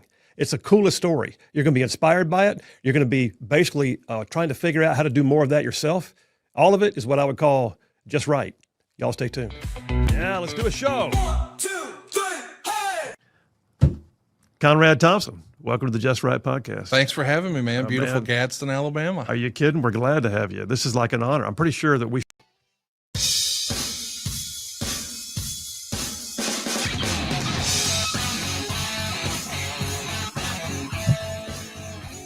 And we are back. Phil Williams, Rightside Radio, solid, conservative, and just plain right. Just making common sense like a superpower. Hey, coming into the final segment here, I got to tell you, I'm up here in CNN tonight. Tune in 9 p.m. Central Time. I'll be pleased to have you not only watching but praying. I enjoy doing this thoroughly. I mean, I can't believe I'm getting a chance to do this. I don't take it for granted. It's a great opportunity, but it's a lot of fun. And then I'll be back in the studio tomorrow with JP, sitting there doing the show live with you from the Rightside Studios. In the meantime, hey JP, did you tell me that you got a couple of texts and maybe even the grades are in yet? Yeah, we got a text and then the grades. Paul from Decatur said, "Hey, Colonel, Paul in Decatur, Delaney," or he said, it says Delaney Mulvaney. I don't know if that was on purpose or not, but it says he's a dude with dudette store-bought parts. That's what he says. So that's, yeah. There you go. And then John from Huntsville with the grades says, Dale Jackson, Jeff Poor, and Phil all get an A double plus for their equally amazing performances, which means today's winners, obviously, and this is his words, not mine, the brilliant king of Gen Z, JP, with a perfect A triple plus for being the only person to show up for the entire show and for keeping us updated on Phil's arrival time. Congratulations. You know what? I'm going to get a sign for your office door. It says King of Gen Z. I just need to get that like plaque, King of Gen Z. We're going to get you a King of Gen Z plaque for the desk there or something. you deserve it. Hey, let me go to the phones because I understand that our vacationing Jeffro from Indiana is on the line. Hey, buddy, how are you? I'm sitting there poolside talking to you. Well, I am honored that you're giving up some of your time floating on the float to speak to me. I'm just glad to know Jeff Force still okay. I didn't know if he was still alive or not. I've been looking for him down there, but I couldn't find him. Well, so what all have you done? I mean, I know you posted a picture on Facebook this morning of alligators. I mean, what all you been doing? Oh, just looking at alligators, looking at water, and swimming in the pool. That's about it. So. Are you getting some time on the white sandy beaches of Alabama? Do what now? I said, are you getting some time on the white sandy beaches of Alabama? A little bit. It's been too hot to get out there and burn my little the tender feet. You know, being a truck driver, I don't get up on them things very often when they're bare. So You're probably, I mean, with the job you got, you're probably about white as a cave cricket. You might ignite if you went out in the sun, right? yeah, my left arm is nice and tan, and the rest of me is white. Well, so I tell you what, you've been watching the news today. What's on your mind? What do you think about? What's hot on your mind? Oh, you know, I think I'm just glad you're not going to be alone on CNN again tonight, so that you're not the only one rolling your eyes. You'll be a kind of a double roll tonight with Ken Jennings or with Scott Jennings. Yeah, hopefully we can do a So, tag team. Like what's a famous Yeah. tag team from WWF there, JP? I mean, who would be a great tag team? It'd be like Kane and the Undertaker. I can't Kane remember, and the Undertaker. Can't remember That's right. they had a great name. I can't remember what it is, but yeah, that's a great one. well, but now you messed up again though, Phil. You should have took some shot glasses down there and gave one to Ken with Scott Jennings and you, and then that way you could sit there and look at. They know who the conservatives is on the panel. As we sip our bin shot Rightside Media bulletproof influence glasses, and by the way, you have to wonder what we're sipping out of it too, because no telling what would get said. Yeah, you can put a little bit of color in those glasses and everything, just keep them thinking still water. Wouldn't that be a hoot? We're just sitting there, just sipping from our highball glasses and just saying whatever's on our mind. Especially being that you're a frequent flyer on there now, you need to bring some of those glasses with you. You know what? I may have to. In fact, the thing is, I never know who's going to be on the show. Last time I didn't know who's going to be on the show till I walked on the set. I mean, I don't even know sometimes who's coming on. So like they texted me and said, "Hey, your panel tonight is," and they named him, and one of them was Scott Jennings. So if I'd known that, I might have brought him a bin shot glass. What would have been nice is if you had been on there with Alan Navarro and said, here's a glass for you here, and with a bullet in there and everything. I think that would just trigger her and made her go completely off. I somehow or another, I feel like that would have gone over like a turd in a punch bowl. Just saying. It may be worse. Hey, is your family having a good vacation though? Are you guys having a good time? We're having a good time, man. Yeah, we definitely are. We always have a good time. That's why we keep coming back. Well, brother, we love you. You enjoy it. Rest up. I mean, there's plenty of driving you're going to have to do when you get done, but we need you back on the air, like, fully charged and ready to roll. And well, we're coming back, I think, on a Sunday now and everything. We're going to do we was going to come back on Saturday and go the 10 hours, but I think I'm going to go about halfway back and then do the other 5 hours on the way back. So, well, Sunday, you get her done, but in the meantime, y'all have an amazing time, and we'll talk to you soon. All right. Have a good one, Phil. All right, brother. Good luck tonight. Thanks, man. All right, listen, I am on CNN tonight, 9 p.m. Central Time. Tune in, check it out. And in the meantime, do not forget, there is absolutely more of us than there are of them. God is still very much on his throne. Y'all stay in the fight. We'll see you tomorrow.